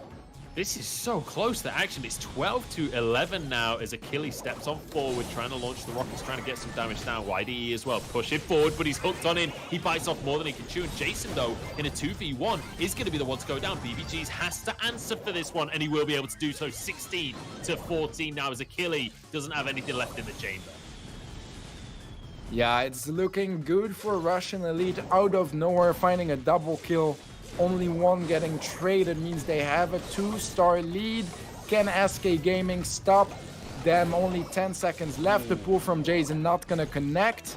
5 They seconds on the are clock here. SK have to push on in YDE, and it's Pedro to go down. That should with be the it. double kill. Oh no, they got it! 20 to 18. SK turn it on his head. That's super from a show, really changing things. The last second to find a double kill on both Jason and MMA. Well played, SK Gaming. They tie things up. It's 1-1 in this first set, guys. How did SK turn it around? We've got a 3-game set. Can you believe it? And SK, what a play to turn it around as well. We're seeing a little bit of life out of the team because honestly, when it got to the 5-second mark, I'd pretty much counted them out. I thought Russian Elite had got this one in the bag. I thought it was going to be 2-0. I thought we were going home early. But no, SK, they find it. They dig deep and they find their way to get themselves a map. So now, can they turn it into a set is the question. Because if SK can get themselves bounty moving forward into gem grab, Russian Elite, at that point, they're already the underdogs. A loss like this is going to hurt the morale. That's going to hurt the mentality and the momentum a little bit. So I'm hoping that Russian Elite are going to be able to hold on a little bit here, not tilt coming into the next game, and keep things strong moving forwards. Yeah, definitely. I mean, this one is going to be hard on the morale already because they had it under control. They started off with a disadvantage, almost never had the lead that game, but they managed to come back just to get shut down by SK in the final few seconds. And Pedro is going to find the first star once again, but YD is alone. Yeah, Pedro getting away by the skin of his teeth there, by the seat of his pants. It's going to be 2-1 though, as Russian Elite do find themselves one pick. Pedro going to be on the south side of the map, but obviously blocking up the middle. Sprout going to be able to do wonders here in this kind of situation. Killy trying to survive here, will be able to do so for now. But it looks like Russian Elite winning out just in terms of deathmatch. Pedro's on the flank, but he's completely alone. I'm not sure that this is a flank that he could win from right now. Yeah, not an easy situation. He does manage to fall back to his teammate. Hang on, they've been pinched here. SK, they're outnumbered and they're outgunned. They have to try and back away. It's 6-1 now as they are just finding pick after pick. Russian Elite setting themselves up well here. The question is, can SK Gaming make a big team play like they did at the end of last round? Yeah, Russian Elite making a good job, making sure this is as much as possible about pure mechanics and aim, keeping distance between their opponents, but YD is going to find a really important kill. He is getting pushed by BBGs. Achille goes down as well, though. 11-5 now. BBG's getting some good damage down. He's alongside Jason as Pedro falls. 13-5 as Russian Elite are building more and more of a lead. They're backing away as YD trying to pressure alongside Achille. I think they'll have the damage to finish any health bars off. There are 4 stars on 2 of these players from Russian Elite, so it's still possible to get back in the game here for the side of SK. Possible, but not probable, as Pedro going to be forced away. 85 HP, but the rocket goes wide from Jason. In the meantime, 9 stars now in favor of SK. If they could finish some more kills off, they could turn it, but it's 18 now in favor of Russian Elite, and that's going to close out the match. That ended up being closer than I expected, but Russian Elite, they secure their first set against SK Gaming, and that's gonna be bounty going their way. And honestly, what a performance from Russian Elite.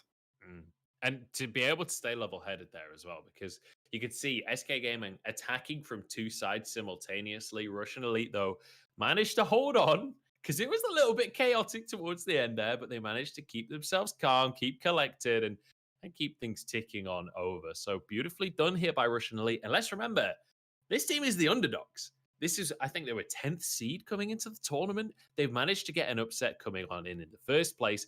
And now in the semifinals, they are 1-0 up over SK Gaming as they go into gem grab. Russian Elite are looking to put themselves on the map. Yeah, absolutely. I mean, this is a really big win for them. And they're using everything they can in their advantage. SK playing with the coach. Russian Elite, we clearly saw they noticed the weakness. They played the duels against him and won pretty much every single one. I know that SK tried to limit that as much as possible by putting Pedro on the Jackie, which is arguably the lowest skill cap brawler in the game, is just attack, attack, and a lot of HP. But it still didn't work out. First game, so many pulls from Russian Elite, from Jason more particularly, really being so impactful. But afterwards, in this third game here, Russian Elite absolutely popping off, capitalizing on every mistake from SK. And we are getting started in Gem Grab now. Yeah, let's see how this one's going to go down, because now it's about SK having that mental fortune to talk about today. Can they come back from a deficit? We've got a bit of a Rosa battle going off onto this side, both of them completely invincible. It's going to be BBGs that wins it out in the end. That's a good little start here for Russian Elite as they try and get control of more territory. Yeah, absolutely. So far, it's not the war start from SK, but the Shill is low HP, gets taken out. There is a pull on BBGs to slow things down a bit, but MMA is able to retrieve the gems and fall back to his base, giving a 7-gem lead to Russian Elite. Fantastic start here for Russian Elite. Jason with 4 of them, MMA Russia with the other 4 here. And you've got to keep your eyes on Jason once again. If he can find the correct pull, he can secure the first map in favor of his team. The hook goes wide on Achilles, though. But Pedro goes down. So even though they dodge the hook, that's great for them, but it's not enough because they've now got 11 gems. They're backing away, and it's looking like Russian Elite should be able to pretty comfortably get this first map here. BBG's happy to tank up on the front line. Nope. It's not meant to happen. Russian Elite at match point, looking to take down SK Gaming in 2 sets. Munch, I think SK really need to wake up here. Yeah, this has been a rough series so far for SK, and obviously, like, let's just re-clarify, they are playing with their coach as one of their players right now, so they are going to be at a bit of a disadvantage to what you'd generally expect from SK Gaming. But, like, they've entered the tournament with their coach. Like, nobody made them do this. So I don't want to give them too many, free tickets here. Russian Elite have stepped up, and they're against a team that is a terrifying team. And obviously, Pedro knows the game. It's not like this guy doesn't know what he's doing at all. So Russian Elite, you can't really take it away from them. Like, the coordination that they've got here, the way that they're playing as a unit, and the way that they are punishing SK every time a mistake is made is just beautiful to watch. Yeah, definitely. I mean, they're showing some really good level. And as I said earlier, they're using everything they can at their advantage to take this home. This is their chance to beat a slightly weaker SK than usual. And it's all gonna be about this here. Russian Elite at match point. Their chance to take it home here in the semifinals and move on to the finals. Yeah, we'll have to see, though, because Achilles started things off strong here. He's got himself 3 gems, and he's looking for a 4th one. Fishing for more, as SK find themselves an early advantage. But as we've seen across the course of today, it's not about the slow advantage for Russian Elite. They find the hook, they find themselves a way back in terms of control. BBG's getting pretty low. Him and YDE in a Rosa duel, but it's YDE who wins it. SK finding advantage after advantage here. Russia looking for a way in. Trading with Pedro. The rest of the team now moving in as well. Jason low, but he survives. But Achilles has survived. That's the most important thing. He still has those 7 gems for the side of SK Game. Yeah, and those 7 gems mean that they have more time. They don't need to rush into this retake. They can wait a bit. They can afford to lose a few gems as long as they go back for a good push. But the pull from Jason. Jason is the MVP of the world right now. That hook changes everything. And suddenly, what was looking fantastic for SK Gaming has fallen to tatters. Now it's Russian Elite in control once again. BBG's happy to tank up, happy to charge on forward because he knows they've got it in the bag. Russian Elite move forward. What a performance from Russian Elite. Who would have expected them to go all the way up to the finals in this first week of the qualifiers? Absolutely mad stuff coming in from them. And I mean, I think they're really happy with their performance, man. Yeah, magnificent play coming out from Russian Elite. And I mean, it's as you said earlier on today, like this is a team that is willing to play it a little bit patient. They're willing to play respectfully, but the second you make that misstep, you could see Jason was just staring at Achilles, or not Achilles, Achilles, the entire round, right? He was just looking him dead in the eye, waiting for that one little misstep, holding onto that hook. He could almost taste those 7 gems. Finally finds the opportunity, gets the pull on in, and I mean the rest is done. So right at that point, there's not much of a way back into the game for SK. Beautifully done here for the side of Russian Elite, and they've made it to the final as the underdog at every step of the journey. Russian Elite now all the way to the last stage of the tournament. Yeah, and the craziest part is in the first match they had against Auto Aim for the win in the round of 16, we had Auto Aim as our favorites, Yeah, and they swept them, swept all their opponents after that. And on their way to the finals, at least starting in the round of 16, they only dropped one set. Sorry, one yeah. game, and that was to SK Gaming. So honestly, really impressive performance on their end, and I can't wait to watch them play in the finals. Yeah, absolutely. I cannot wait to see what is next for the side of Russian Elite. And I'm hoping we get to see more of Russian Elite in the coming weeks as well, because this is a team with a lot of promise. And I'm thinking this is a team that their seeding is probably going to increase coming into the next few weeks. If they can consistently keep climbing like this, I believe, if I'm not mistaken, we've got our bracket ready. So we can have a look at how things are panning out over on the right hand side of the bracket. Russian Elite, 10th seed coming in, have made it all the way to the final. They've knocked out SK Gaming. They've knocked out Argon. They knocked out Auto Attack or Auto Aim for the win. Like, what a run to come on in here. What a way to do it as well. Yeah, definitely. They did it with class, with respect towards their opponents as well. Never going over aggressively, always pulling in the aggression at the right time. And once they go in their aggressive mode, it is something else. I love to see it. They play so safe. They play it so safe until they get that pull and until they get that opening. And afterwards, it's in immediate chaos. They immediately just capitalize on every single mistake from their opponents. Yeah. And that brought them to the finals. And I think the key thing there is when that chaos comes on through, like they make their initial play, and as you say, immediately the map erupts into chaos. And then it's about aim duels, right? Then it's about mechanics. And every single player on this team is more than happy to take an aim duel. They're more than happy to show off the mechanical prowess that they have. So really, really fantastic stuff coming out from Russian Elite. I cannot wait to see them in the final. But I believe our next semi-final is just about ready. I didn't quite hear from production if we're going to be jumping straight into that one or if we're going to be going to a quick break. But I think we're going straight into it. I'm hoping we're going straight into this one because it's Code Magic Purple against Tribe. We've seen Tribe twice today. We have yet to see Code Magic Purple on the stream today, Teddy. So can you give me a bit of an insight on what I should be expecting from this squad? Well, I talked about it earlier when we were looking at the brackets.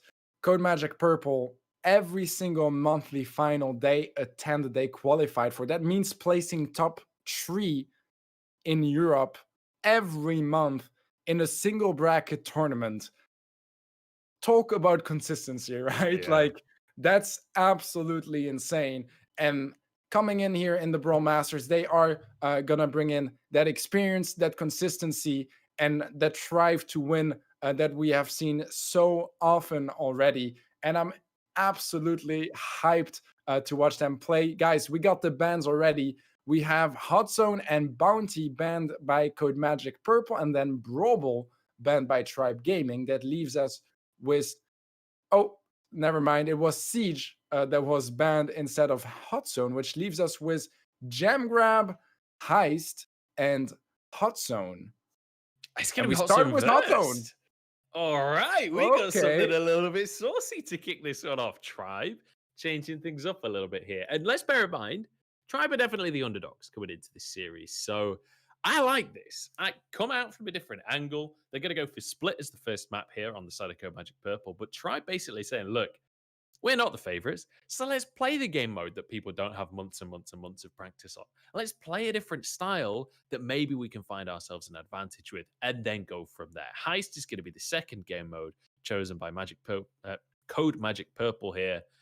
And then Tribe, they get to select this next map for themselves. I can't quite recognize it from that angle. Oh, Kaboom Canyon it is. All right, and Minecart Madness for the Decider. Yeah, I love it so much. I think something I really like about it is that good teams, they will play taking into account the minecarts, but the best teams, they can use the minecarts in their advantage, time their pushes, their plays with the minecarts, and just fully utilize the map and just really shine against teams that don't have that skill and experience. And I think the strategy here is pretty clear from Tribe. They wanted to start off with Hot Zone, meaning they want to win that first set where they might have a slight advantage, or at least less of a disadvantage compared to Code Magic Purple, so that maybe they can come into the second set with momentum, with high motivation and a good mood, and go for a 2-0 win. But we'll only see in practice how it goes, because the bans are Colette from Code Magic Purple, and then Max will be the ban coming in for Tribe. Which is the first Max ban we've seen all day. And Max has been pretty much consistently picked throughout. Like, I mean, there are obvious reasons why, right? If I can talk correctly, there are obvious reasons why Max fits into just about every composition, right? It's just a very stable all-round brawler right now. But I like that with this taken off the table, with Colette taken off the table, we are going into Hot Zone, a game mode that we've not seen yet today. Like, there are a lot of different factors coming in where both Tribe and Code Magic Purple, this is now like, okay, how much prep have you done for this specific tournament, as opposed to just Brawl Stars in general? Because now we can come from different angles. And we're going to see a Frank coming out from Kurt.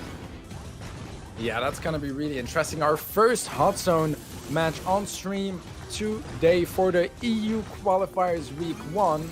And so far, Twisty Twig looking really good there, but Rage not gonna connect that super. That could be costly as he gets taken down, and Code Magic have much more control. Oh, Spen wins the 1v1 with Rico though, so that's gonna be a nice little opportunity for Tribe to regain a little bit of control. The super misses though from Rage, second time in a row now. Luckily he is Frank, so he's basically invincible, so he's gonna be fine. I will say, there's a Poco in the game. How great is that? We got a Poco finally. I will say though, we got 2 Pocos.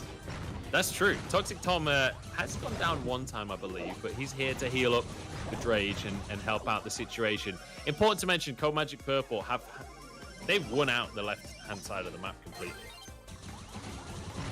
Yeah, both teams captured the left zone, meaning only the right zone is left to be captured. This is close though, 92 to 93 here. It's going but look at this, Tribe Gaming, they turned things around. So they had quite a big disadvantage, but yeah, I think they had a bit of a sloppier start. I think it was 50% to 20 early on, but somehow Tribe, they came back to take the win, but only a few percentages difference, man. And I mean, that left, the 2v2 was incredibly close for a long part of it. I feel like I threw a bit of chaos in there, just being excited that Poco existed at all halfway through the game. But yeah, Tribe just about holding on. And it felt like Code Magic Purple were the ones with a significant advantage, especially off the first couple of trades that we saw. But Tribe able to come back into it. And I think Spen winning the first 1v1 when he's playing Rico on the right-hand side, won the 1v1 over there. And I think that little difference right there is the percentage difference of who won that game, honestly. So really, really nice stuff coming out from Spen on the right-hand side of the map and able to net them the first game. And I'm curious now what Code Magic Purple have up their sleeves to come back in this match. Yeah, I completely agree. I think that Spen winning his lane 3 or 4 times in a row and those 1v1s was so impactful. That was their only way to come back, really. Because the real fight was on that left lane, but it was really back and forth, while Spen just consistently destroyed all his opponents. They even tried to switch up a few times to bring in a new brawler in play on that right lane, but he just won all his duels. And when you win all your duels, you are a really big advantage to your team. And in this case, enough to take game number 1. But I think we are ready to hop into our second game now. Tribe Gaming with the 1-0 lead. Can they close out the first set, or is Code Magic gonna come back?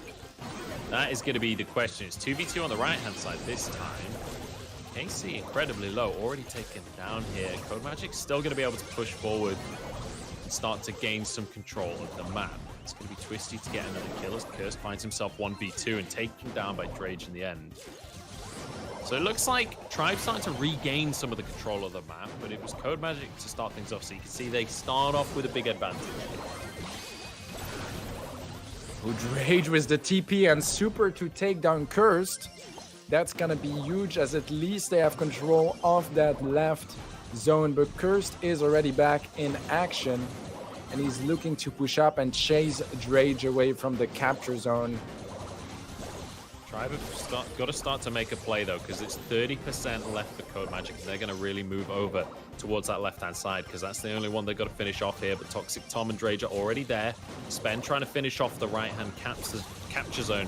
Still a long way to go for both of these teams, but it looks like Tribe have just about evened things up here. So now we've got to play for opposite sides of the map, interestingly. Yeah, they're going to have to switch out, but Spen wants to keep attacking that right lane, and he's doing successfully, giving the lead back to Tribe. Yeah, they can't close out the first set. This is a really nice way of doing it, right? You just keep your one player on the side that you've got to capture, defend where Code Magic need to attack, and suddenly you can just rely on the fact that Spen is going to win these duels, but Curse moves in, finishes him off. They're going to be able to defend their own territory. Now Toxic Tom in trouble, but that's a nice little couple of picks here, and now they can move back onto the map. Tribe looking to finish the first set, 92%, and with that last kill onto KC, that's got to be game. 98%, and there we have it. Tribe take the first map of the series. Yeah, Tribe Gaming showing off. They were ready for this encounter, and they knew that Hot Zone was the way to start. I mean, we were a bit surprised with the Hot Zone pick from Tribe, but worked out wonderfully for them as we are moving on to the second set. That's gonna be Heist on Kaboom Canyon, if my memory is correct. I believe that is correct, yeah. So we'll see, because here's the thing, right? Tribe have managed to get that win, and it was a close one between them and Code Magic Purple, but that was on Hot Zone. Hot Zone is not a map, or not a game mode, sorry, that these teams have been practicing tons and tons and tons over the last few months. It's not technically in the competitive pool. This is the first tournament where we're really seeing Hot Zone. So Tribe get that win. Can they do this against Code Magic Purple on the maps that have been in the competitive field, you know, on the maps that we've seen Code Magic Purple so consistently dominate over the last few months? That's my big question. And that's a question that's going to be answered over the next couple of minutes as we head on towards Heist. And we'll see if Tribe have it in the tank to finish this one off. I'm really hoping Code Magic can at least win Heist here, so we get the full series in our semifinals. Yeah, definitely. I mean, I want to see this go all the way to the third set, right? We've had way too many two-set games so far, way too many sweeps. I'm hoping that in the semifinal we can see all three game modes. And, you know, the winner of this match, let's remember, they are going to face Russian Elite in the finals to play for a spot to the finals or to the playoffs. And isn't that crazy that the winner here is going to be going up against the 10th seed in the final? But I feel like that seeding has been a little bit deceptive, because Russian Elite look damn scary, and I'm excited to see what we have up our sleeves here for the final, because if Tribe can finish this series off, maybe they're the Hot Zone team now. Maybe that's a way that Tribe could find an advantage in the final as well. We'll have to wait and see. I don't want to get ahead of myself here, because Code Magic Purple certainly have ways and means of getting back into a series. We've seen it before, and it would not surprise me to see it again. But as we move over towards Heist, then, what are the kind of brawlers that you're expecting to be picked here, Teddy? I think the most popular here would be Pam, Brock, and maybe something like a Nani. Usually you would go for a Max, but obviously Max is one of the two bans in this matchup here. It was Colette and Max, I believe. So yeah, no Max to be seen for sure. So I think it's going to be replaced by something like a Nani. But we are ready to hop in, guys, so we can find out. And ooh, we're seeing something completely different from Tribe Gaming with a double, rather triple tank setup. Yeah, this is going to be interesting as you've got Spen on the Daryl there trying to push on forwards. Toxic Tom moving in, trying to get some damage. But so far, so good on the side of Code Magic. They're the ones winning out the duels for now. But Tribe, they're just looking for damage. They're just going to go straight for the safe. They're just going to start things off in style. Yeah, they have a slight advantage as of now, Code Magic, but some damage coming into that blue safe as well is going to slowly close the gap. But that triple tank is really a big bet, big gamble from Tribe Gaming. Spen can't quite find Curse, but Tom is there to find him, to catch him as soon as he lands. And it's important to mention as well that Cursed got a lot of damage down onto Tribe safe as well during all of those shenanigans. He was off at the other side of the map trying to get some damage done. And it's interesting to see the way Tribe are attacking this, going for this triple tank setup, changing the way that the game is played, trying to find strategies to win as opposed to just trying to take Code Magic on raw mechanics alone here. Spen moving on in for the 1v1, finds that, but Twisty will be able to survive, take him out, and, well, Code Magic, let's be honest, a pretty convincing win in the first game here. Oh yeah, absolutely. I think that their picks worked out really well against Tribe's tank comp. Triple tank, I do understand what they were going for, but I feel like with Max being out of the picture here and being replaced by an 8-bit for Code Magic, that really didn't work out. 8-bits, his damage booster, 30% extra damage for everyone in the zone. That's gonna melt down those tanks. And from afar, while they're dueling in the middle, the Brock can just get those shots with the extra 30% damage on the save. That's just never gonna work out.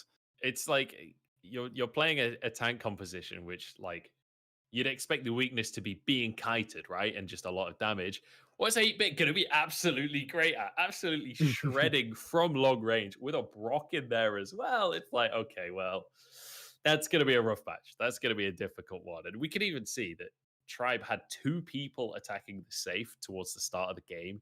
In the meantime, Brock is out damaging both of them at the other side of the map. So a rough start to the set here for Tribe Gaming, but you'd expect them to change things up coming into the second map, and we'll see what they've got up their sleeves. Or maybe they double down. Maybe they stick to this composition. Maybe this is something that has worked for them in practice, and hopefully they can bring it out on stream here and make it work and show us why this is the composition that they're willing to go with. Yeah, absolutely. I mean, I don't think they are going to go for this comp again. I think that was a one-time comp to try to catch Code Magic off guard.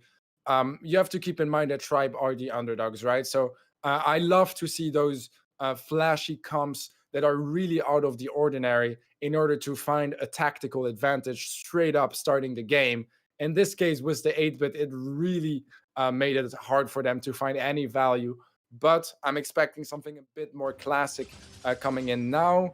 And let's see what they went for. Indeed, Carl, Brock, and Pam, much more familiar picks for this map and this current meta. Yeah, we are going to see Twisty going for the Daryl, though. So they've changed things up a little bit here. Drage now in control of the middle of the map, but you can see the Brock already starting to do work from the side of Code Magic, getting a bit of damage down. But Cursed is in a cursed position on the map right now as he gets chunked down and finished off. Now it's down to try and get some space, but that is a lot of work coming out from Twisty here as he pushes into the map. Spen should be able to finish him off, but that's already half of the damage done to Tribe's chest. Chest? Safe. Safe. That's okay. And yeah, Code Magic looking really strong once again, showing that it wasn't just about the comps, it was just about the skill here and the knowledge of this map, as they have 40% lead so far. Good super from Curse, but it's not enough to take any players down. And Tribe Gaming They are going to go on the offensive a bit more there, as Drage has a super, does get dived on by Twisty Twig. Nicely done here. Drage forced away, can't use his super onto the safe either, which is going to be a bit of an issue for Tribe, because they would have loved to get a bit of damage done and kind of chip away a little bit. Curse trying to move forwards and going to force Toxic Tom away from his position. Gets the jump to dodge a lot of that damage. And this is some nice team play we're seeing out of Tribe. They are defending now. They're getting control of the map, but they've only got a minute to get some damage down onto this safe. Nice couple of shots from Toxic Tom, so bit of poke now finally starting to land. It feels like Tribe have woken up a bit and warmed up onto this one.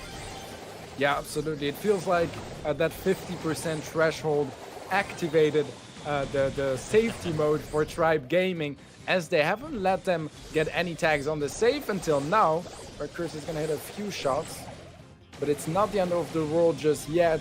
Tribe Gaming, if they can get a good push, they can still come back here. But Code Magic, if they win this one, will go to a third set for the first time today on stream. Yeah, we'll have to see. Toxic Tom's taken out though, and that is bad news because we're into the last 10 seconds. In goes Daryl, in goes Curse. That is surely going to be, if not the safe going down, it doesn't even matter because it's down to 10%, and that is all Code Magic need. So that is going to be the game taken here by Code Magic. So, one apiece, and that means we finally, for the first time today, we get to go to a third map, we get to go to a third game mode, and we get to see these two teams go in the distance today.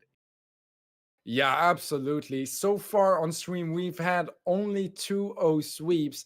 And this time, Tribe Gaming and Code Magic, they push things to set number 3. And Gem Grab is where we will settle this on Minecart Madness. Quite a map to do this. Yeah, what a way to do it as well. For our third game here, we go to Minecart Madness. We get a little bit of chaos in here, but it's organized chaos, right? I'll have to see, because Tribe have clearly come in prepared, right? From the gameplay we've seen out of Tribe today, they've come in with strategies, they've come in with strange picks, they've come in with strange maps. Like, this is a team that has come in like, look, here's our out-of-the-box strategies to try and win some of these games. Minecart Madness is the kind of map where those kinds of strategies can work out absolute wonders. Code Magic Purple on the other side, I feel like are more of the tried and true, we're going to play fairly standard, but we're just going to be the best at it. So I have no idea how this last one's going to go. I'm hoping Tribe have more shenanigans up their sleeves to keep it entertaining here. But I'm also excited if we just get straight up meta 1v1 kind of action here, because I feel like this is one of the maps that really separates the boys from the men. Absolutely. This is going to be the chance for either teams to start off fresh, because there's no more advantage for anyone. Now it's the third and final set. It's 1-1, meaning that Code Magic in Heist, they had a lot of pressure because they were down one set. They didn't know how it would go. They had some crazy picks coming in from Tribe in that first game. And now in Jam Grab, we have the clean reset momentum slightly on Code Magic side for winning the previous set, but it's the chance for both teams to start off clean and take the win. And I mean, Minecart Madness is going to be a ton of fun to watch for sure. I hope we get to see some people getting squeezed down by the minecart. Yeah, this is going to be a treat, isn't it? We'll have to see what's going to happen here, and I'm curious even just what picks we get, because I feel like obviously with Max banned, this map becomes more interesting because that extra movement speed that Max offers helps you maneuver around the minecarts a lot more. Like, if you see something like the tank composition that we saw from Tribe earlier on, like, that's not going to work here. You don't get to go slow on this map. Like, if you get caught out of position, you're going to go down. So I'm really curious how these two teams want to play. You'd expect PAMs probably on both sides because of just quite often you do just have a bit of a standoff on this map where you each have one half of the rail and you kind of chill. PAM great in those kind of situations. But what else are you expecting to see from these two teams today? I think Nani is a really strong pick as well. To hold that I mean the bottom right or top left lane does really well with the open map and the update from around 2 months ago, where the map actually got some changes, a bit more open than before. And Nani definitely thrives in those open maps. I think for A middle, we can expect maybe some Piper action, maybe some Jean as well. They both do well, or some Sprout. I would love to see that. Sprout has the weird habit of going all crazy when he hits the minecarts with his shots. Like they fly away all the way to the other side of the map. But we don't have to speculate anymore because we are ready to hop in. We won't speculate. We'll spectate instead. That is as we very get on true. into the game. It's game number 3. It's map number 4. Sorry, it's game number 1 of set number 3, map number 3. Let's see who's going to be able to go through to the final here as the cart pushes in. Cursed managed to get himself those gems to start this one off. It's going to be Drage moving forwards. It's a nice bit of damage here, a bit of pressure, but Twisty's able to deal. Yeah, and the 8-bit is a new factor they have to keep in mind when they go for those comps, because he got buffed recently, and with the star power change as well, he is pretty strong. That extra movement speed helps out a lot. But so far, Code Magic starting off pretty strong. They have a 5-gem lead and some pretty decent middle control. Good kill from KC. Oh no, the train! Oh, Toxic Tom gets the kill because Twisty got trapped by the train. Oh, disaster. Kirsty's got himself 5 gems, finds himself 6 as well. KC looking for more off onto the side. He's going to be able to find it onto Drage. Gets the second one as well. Look at this. This is just beautiful coming out from Code Magic. Yeah, they get that countdown. Cursed with a mere 120 HP survived that fight. And now Tribe only have 8 seconds to find some kills on one of the 2 gem carriers. Can they make it happen? It's not looking like it. And Code Magic are at match point. All they need is one more win to go to the finals and face Russian Elite. That was beautiful, though. The fact that I'm just so excited that we got to see a minecart kill. It was like pretty much 100-0 as well. It just got pinned against the wall and splattered. But either way, it is going to be Code Magic starting this one off strong. And now Tribe, they've got their work cut out. And I'm not going to lie, Tribe, this is for you, right? Take a moment, guys. Get it together. You're the last UK team in the tournament here. We've got to get a win here. We're looking for the dub. Just take a minute, take a deep breath, reset, and get back in the game. I want to see some shenanigans, though. We've got space for shenanigans on this map. There is plenty of that. So I mean, we had the 8-bit, right? That's true. Plenty of 8-bits, to be honest, today. Yeah, at this point, I'm starting to think maybe 8-bit isn't shenanigans. Maybe 8-bit is sneaking into the meta, you know? Maybe shenanigans is not playing 8-bit at this point. Yeah, maybe, exactly.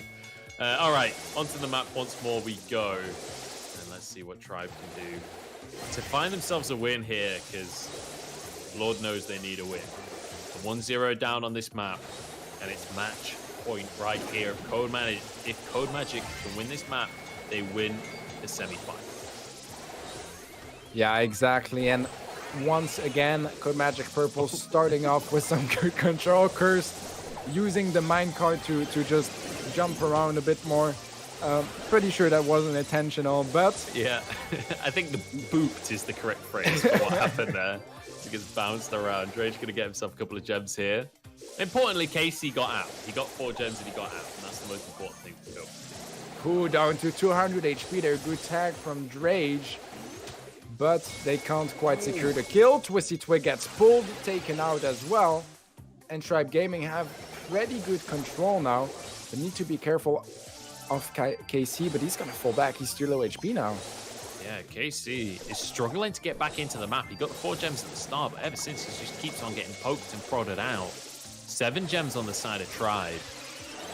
And they'll be looking for a hook. Spen doesn't quite have his super available. Now it is, though, so keep your eyes on Spen. If he can find another one of those pulls, that can be the difference maker. Tribe now on 9 gems. They just need one more to try and win the game. Twisty pulled in. He will be able to survive and get himself an opportunity here. One more gem is all it takes. Curse moves in, but he can't quite win the 1v1. The healing comes on through from the Pam. Curse still surviving, but he finally falls. 13 seconds on the clock, Teddy. Yeah, this is the countdown for Tribe Gaming. Can they bring things to double match point? The pull from Spen is gonna end any hopes for Code Magic as Tribe Gaming, they tie things up, guys. It's 1-1 double match point. Whoever wins the next game is going to the finals. And look at that. What a performance coming out from Tribe. And now we are going the distance in this one. One apiece in both sets and matches here. This one map will decide everything. It'll decide who goes to the final. And well, both teams are looking exceptional. Both teams are looking like in the right situation, they can dominate. Tribe with some, I mean, Spen specifically, honestly, looking fantastic in that map. Some really, really great pulls to change things up at the end there. But Code Magic, they started off strong. They got control of the middle. They got the 4 gems. They got the advantage. But then once they lost control, Tribe did not let go of that map. Yeah, absolutely. There's the mechanic in the mechanics in general, to be honest, in Brawl Stars favor the defender for most brawlers and most type of attacks, which means that once you lose control and you have to push forward, that's the moments where you need to use your supers, where you need to have that extra communication and teamwork coming in from your teammates. And that just didn't really happen here for Code Magic and Tribe. They truly tried from it, kept the control from the second they took it until the end of the countdown. And honestly, very well-deserved win here. And I'm excited to see who's going to take the win because we are ready to hop in, guys. Who is going to join Russian Elite in the finals? Is it going to be Code Magic Purple or Tribe Gaming? Let's see what happens. And we finally have that Nani coming in on Cursed. I really like to see that. Yeah, and he's going to find a 2 for his gems as well. Let's see what Cursed can do now. He's got that long-range damage that he can use for himself. If he can get it at just the right range, it's going to be absolutely magnificent. But it's Toxic Tom pushing on forwards alongside Rage here. Oh, beautiful snipe coming on through. And suddenly it's Tribe well and truly in control of the map. Cursed pulled in. That's so many gems down onto the floor. Twisty Twitch trying to move forward here. But it is going to be Tribe in complete control here. 6 gems in favor. Yeah, that Nani head is gonna find Rage, and that's for sure gonna slow things down a bit for Tribe, giving Code Magic control once again. But Tribe Gaming, they are hungry for it. They are back in the fight already, and they have a 5-gem lead. Now Rage gets slowed down, but barely escapes the train, and we have a good 2v2 fight on that right lane. The pull from Spen. He goes down. Cursed with the TP. It's suddenly not close anymore, and the minecart blocks all of the shots from KC as well. 13 seconds on the clock as Twisty Twig tries to move on in, but with only 8 seconds on the clock, I'm not sure what Code Magic can do about this one. Tribe looking to find themselves the game, the set, the match. It's Tribe to take it and make it to the final. What a performance from Tribe. And I have to tell you something, Munch. I think that Tribe played the draft so smart, because if we had a more classic competitive game mode, I think Code Magic were playing slightly better overall. But with that, I don't want to call it a free win, but with that hot zone set secured for Tribe because of that draft system, well utilized, well strategized, they got the 2-1 win in the end, and they move on to the finals. And I want to take a moment and just talk about that because, like, I think a lot of people will take that as a negative thing for Tribe. That's not negative. You come into a tournament, you read the rules. If there's something different about the tournament, you figure out how you can use that. A real competitor will use everything that they have available to make sure that they can get the win. The win is what matters at the end of the day, and Tribe proving that here with a 2-1 victory over the favorites of Code Magic Purple. And let's bear in mind, Code Magic, they're the team that have been so consistent over the course of the last few months, and Tribe managing to take this one, I feel like is a big achievement for them. And now going into the final, we sort of have 2 underdogs in the final somehow. Yeah, absolutely. I mean, most people probably expected the likes of SK Gaming, Code Magic Purple, or Clash to make it to the finals. But as a matter of fact, some of those teams didn't make it to the round of 16, with Clash going out early. We saw it earlier. And our finals. You have them on screen here. Tribe Gaming against Russian Elite. Gonna be fighting for $250 for first place, but not only that, a guaranteed spot to the playoffs. Yeah, that's the big thing that's on the line, really. Because, like, the money, obviously, you want the money, but realistically, that ticket to the playoffs is really what's going to be juicy for these guys. Tribe against Russian Elite. And obviously, Tribe came in as one of the favorites across the tournament, certainly an underdog comparatively to Code Magic, but yeah, across all of the teams in the 64, you'd have expected Tribe to be one of the most likely to make it to the finals. Russian Elite, though, they have upset the apple cart here today. They have done an absolute wonder to make it to the finals, and I cannot wait to see what they've got up their sleeves for our final. We are going to jump into a quick break, I believe, before the final kicks off, so that Tribe can have a couple of minutes for themselves to regroup before they jump into the final.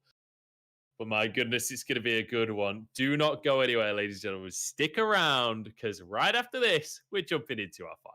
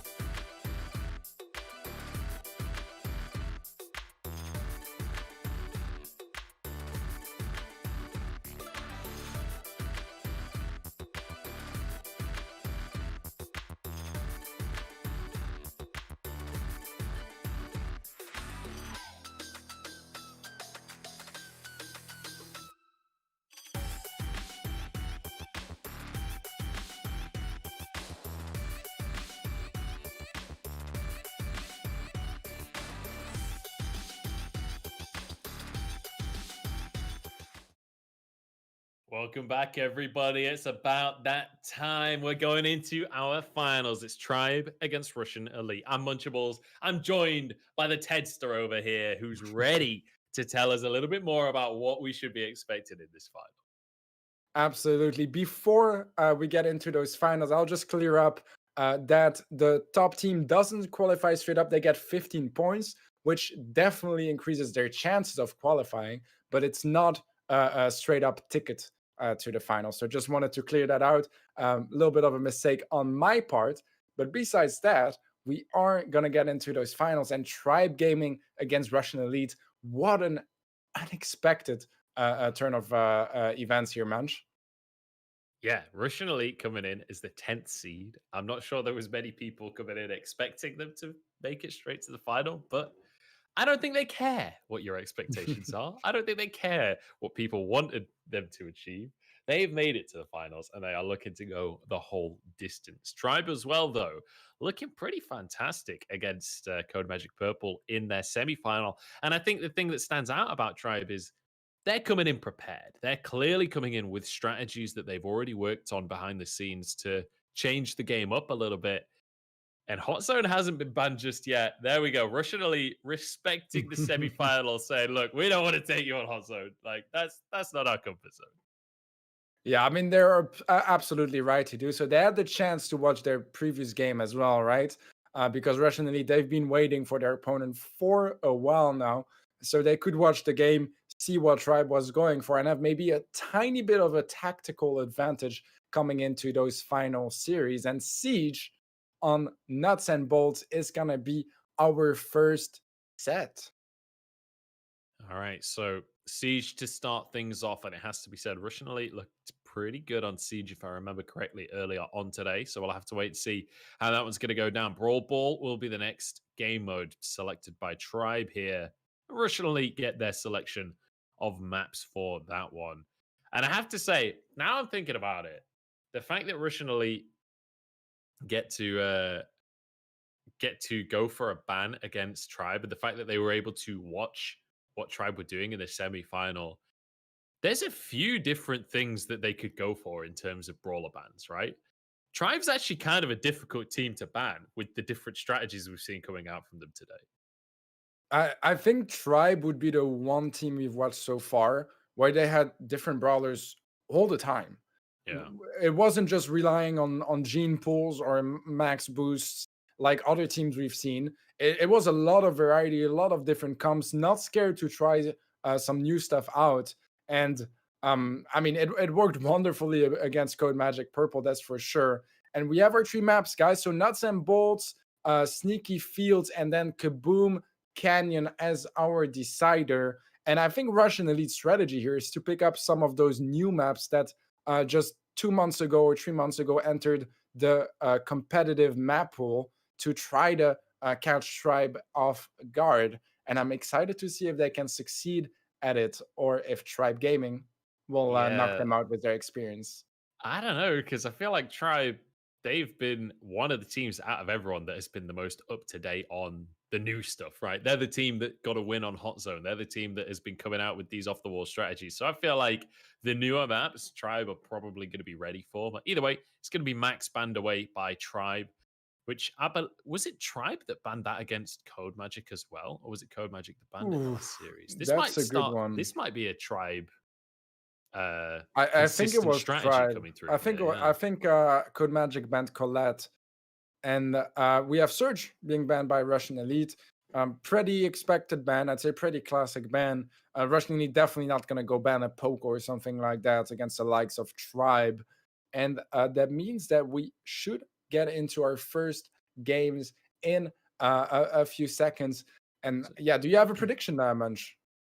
Well, I'm predicting Tribe 2-0 because I'm totally biased. I'm just curious what your prediction is. I'm also curious to dig in a little bit there because you said Russian Elite, they're obviously not going to ban something like a Poco against Tribe. But why is that? Why is Poco something that we've seen banned all day, basically? Why would that not be a good ban against Tribe specifically? Well, ban Poco in general, kind of gives an advantage to the underdog because it brings in that rock, paper, scissors meta. We talked about it quite a bit already. But basically, Poco is either going to hard counter some brawlers or he's going to get a hard counter. There's not really a middle ground, as when you play him, usually you have 2 tanks with him. So it's a very extreme comp. And it brings out in a lot of luck. And as an underdog, you don't mind having that luck, having that wild card ready to be pop if necessary. But guys, we are getting straight into it. Tribe Gaming against Russian Elite, and we start off with Siege. Yeah, we're beginning things immediately, and it's Tribe that have themselves an advantage to kick things off. Certainly not shy to have that first siege bot for themselves. That's a really nice pull from Jason, though, just as the siege bot comes up. And you can see the emote coming out from Sped as well. He knows that this is a doomed push, but he's going to find himself a pull of his own. So mid control will be very much in favor of Tribe. Actually, they might be able to get a little bit of poke damage down onto the base here, but most importantly, they've got control of the middle of the map. That's realistically what they were looking for. Yeah, absolutely. Keeping that control until the last siege is what teams are looking for, and making sure that they don't drop too many bolts doing so. And a pull from Jason gonna open things up for Russian Elite. They have a chance of taking back some control and find some more bolts. Dude, Sped is going absolutely kill. Crazy right now. Gets the pull, gets the snipe, and gets many, many kills to boot as well. So he finds Jason. Pull. Jason goes down. They've got 4 bolts as well, so they have the advantage after this siege bot.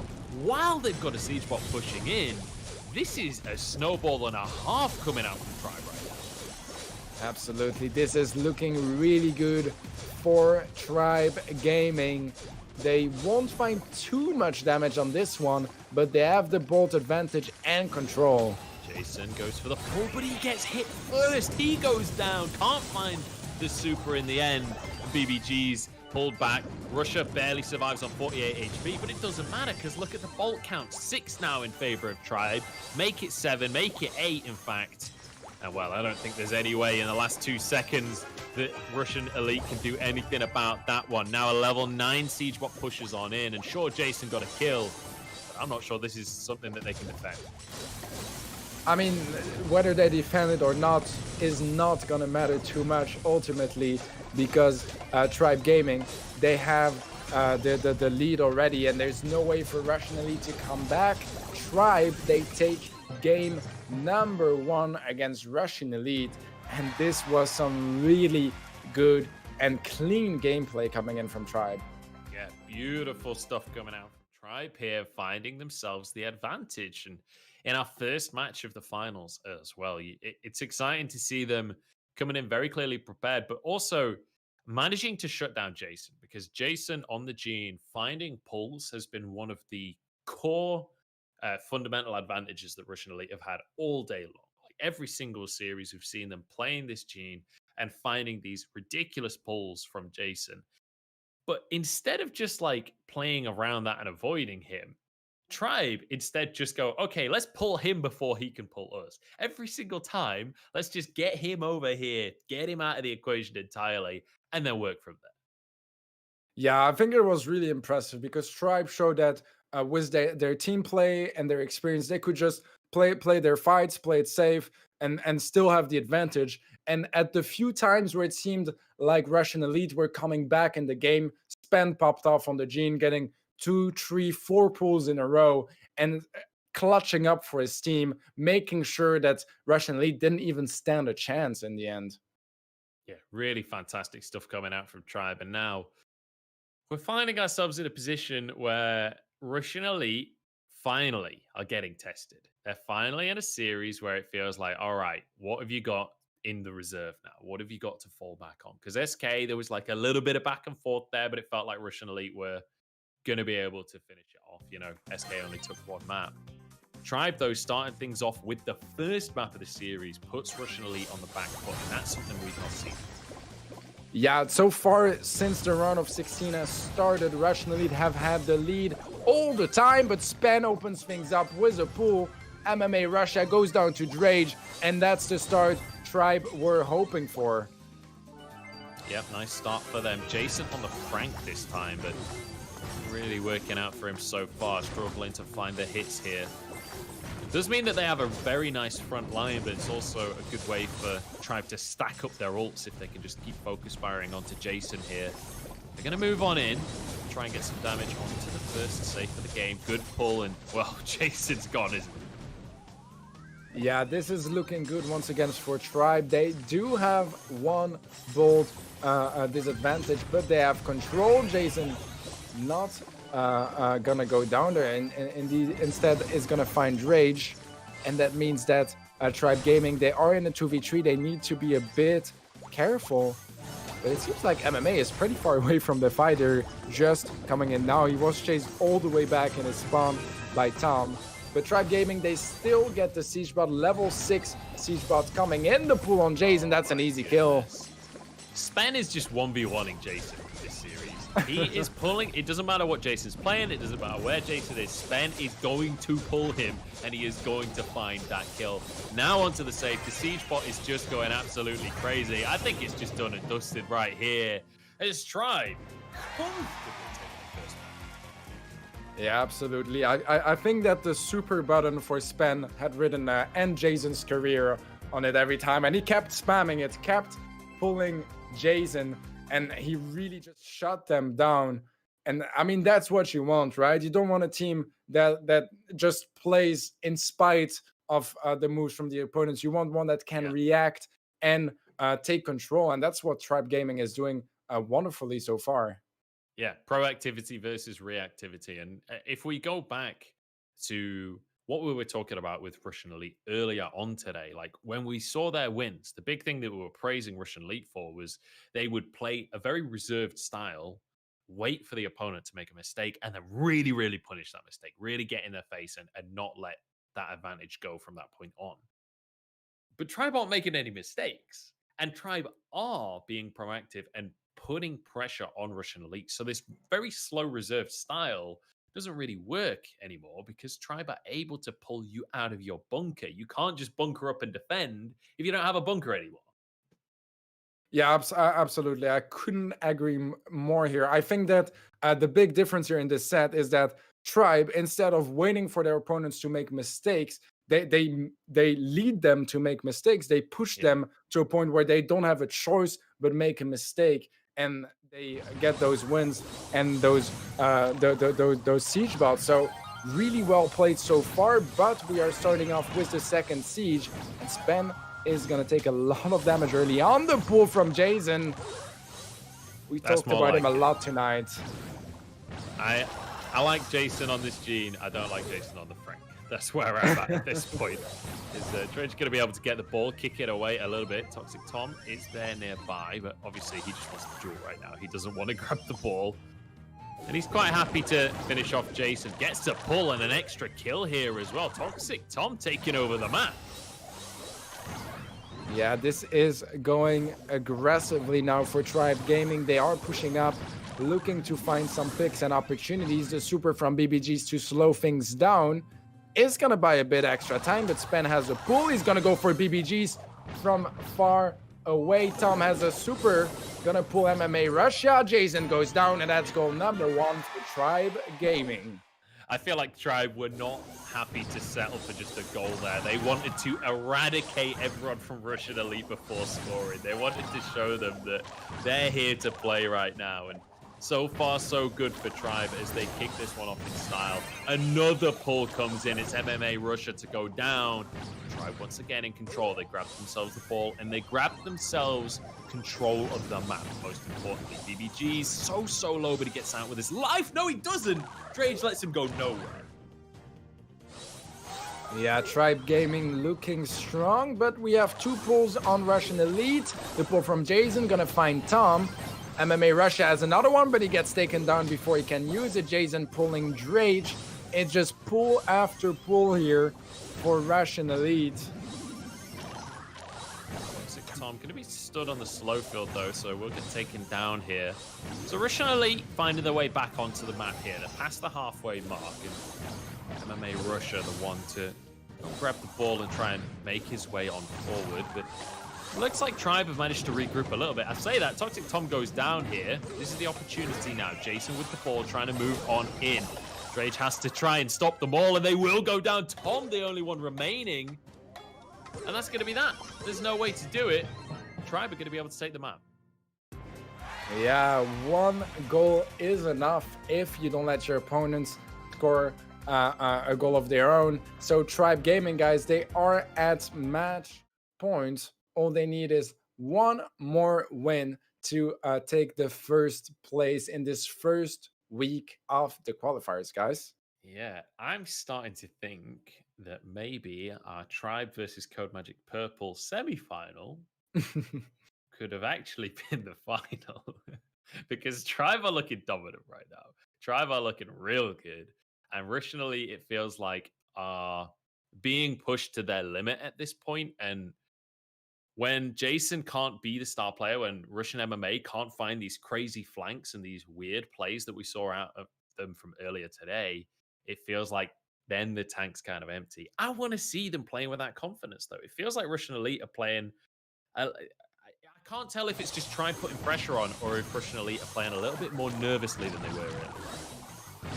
Yeah, I just think that the play styles really favor Tribe here. They are so much more proactive, as you said earlier, making sure that even if your opponents don't make any mistakes, they push them to overextend, to overpeak, to fall back too much, and just they're just in control. But we have some good picks coming in from Russian Elite here early on in this second game of Brawl Ball. All right, then, Russian Elite, let's do it. Prove me wrong. Show me that you've got more in the tank right here. They're pushing up the map. Russia trying to step forward. Another pull comes on through. DVG's, nice little slow field, finishes off the kill onto Spen here.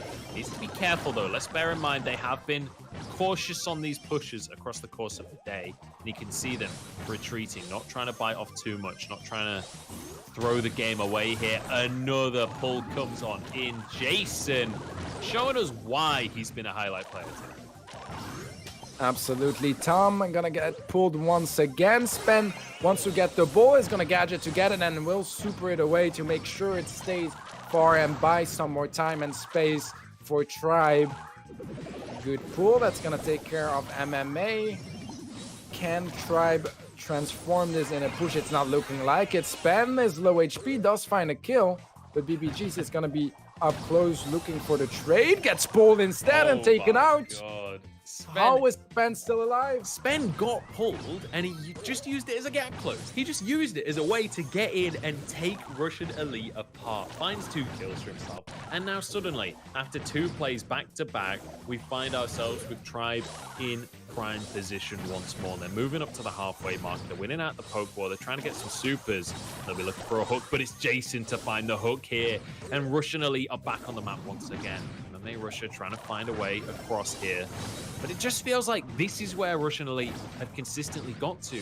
They can't quite finish the job. Yeah, that's the very big difference with their other matches today. Every time they had an opportunity, they took it and found goals, found whatever they needed to win their game modes. And against Tribe, it's different. Even when Tribe makes a mistake and gives Russian Elite an opportunity, they just can't convert it in a goal, and that means that we get into overtime now, and that's really gonna open up many opportunities. Spen with the shot, it's gonna go in. Spen! How does he find the opportunity there? Threads the needle, blasts it on through, basically from the halfway mark on the pitch. That was magnificent. Yeah, absolutely. Tribe guys are gonna take the 2-0 win against Russian Elite, sweeping them in the finals. And that means that they will take home the $250 and the first place. Honestly, Tribe Gaming, after a really tough match against Code Magic Purple, they definitely played out those finals very well. This felt like a victory lap. This felt like them having an opportunity to flex a little bit and show off, because that was a really beautiful final coming out from them. Really convincing stuff. And it means that Tribe will be the champions of our first open qualifier here at the Brawl Masters. Fantastic stuff. Great to see the UK boys winning. Not that I'm biased at all, but good to see a victory there. But fantastic play across the day from the likes of Tribe. And especially that semi-final against Code Magic Purple. If you missed it, go find the VODs in a bit. Go rewind the YouTube video, because that was a hell of a series. That was definitely the best series we got to see today. Yeah, absolutely. That was the match of the day.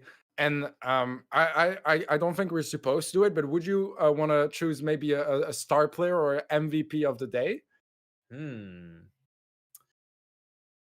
It might be spent, to be Yeah, I honest. was thinking Sven too, man. I think Sven, honestly, when he got on that gene, that was something else. It Yeah. was pull after pull on every single map or game mode he could play gene. He played it wonderfully. And yeah, I think he deserves to be MVP in my opinion. Yep, I can definitely get behind that. I think Spen deserves it. I think he was so consistent across the course of today. But here is our leaderboard at the end of today. Tribe, as we mentioned before, managing to win things out. So they're going to be on 15 points now moving forward. And that's gonna give them a really comfortable position. All they need is kind of top four finishes at this point, and they're pretty much gonna make it to the finals. But Russian Elite there with 12 points, Code Magic Purple and SK going to be tied on 10, and then sixes across the board for our other top 8 teams. Yeah, a really interesting leaderboard here. Clash is gonna be absent of the leaderboard, and obviously Russian Elite making it to second place today, securing those 12 points. They are gonna be very important on the long run at the end of those 3 weeks of qualifiers.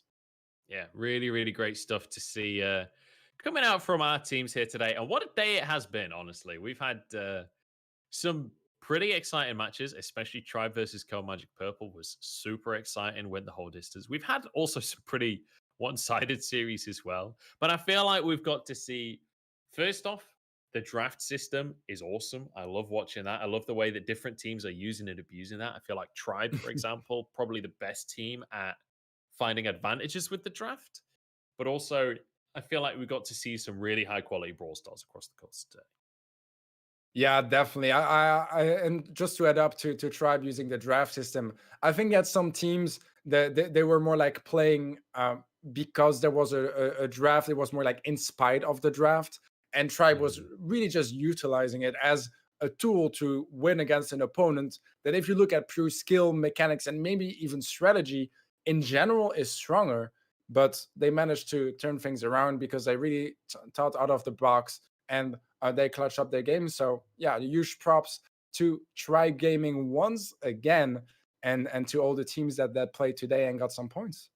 Yeah, fantastic stuff across the course of today. That is just about going to be it from us, though. So, Teddy, thank you very much for joining me on the cast. I've been Munchables. He's been Teddy. And thank you from us and from the production guys as well. But we're going to close things out for today. So make sure you do tune in. We're going to be back next week as well. So make sure you are there. Do not miss it. The NA guys as well, I think will be on this Saturday before. But also, if you want to get involved, this is an open tournament. So get on the Discord, get involved on the signups, just get involved, right? You can play. Like it's 3v3 tournament. They're open for week 2, so head over to the Discord. You can sign up right now. I know Teddy's going to be signing up. I can't wait to see you play next week. Definitely, definitely. I think you might be busy that day. You might be Oh, commentating or something. yeah, I have to cast some tournament with a crazy draft system. It's gonna be amazing. I can tell you already. Yeah, I cannot wait to see what happens in week number 2. I feel like there's going to be a little bit more adaptation coming in week number 2, but we'll have to wait and see. That's it from us, though. Thank you very much for joining us, everyone, and we'll see you next week. See you next week.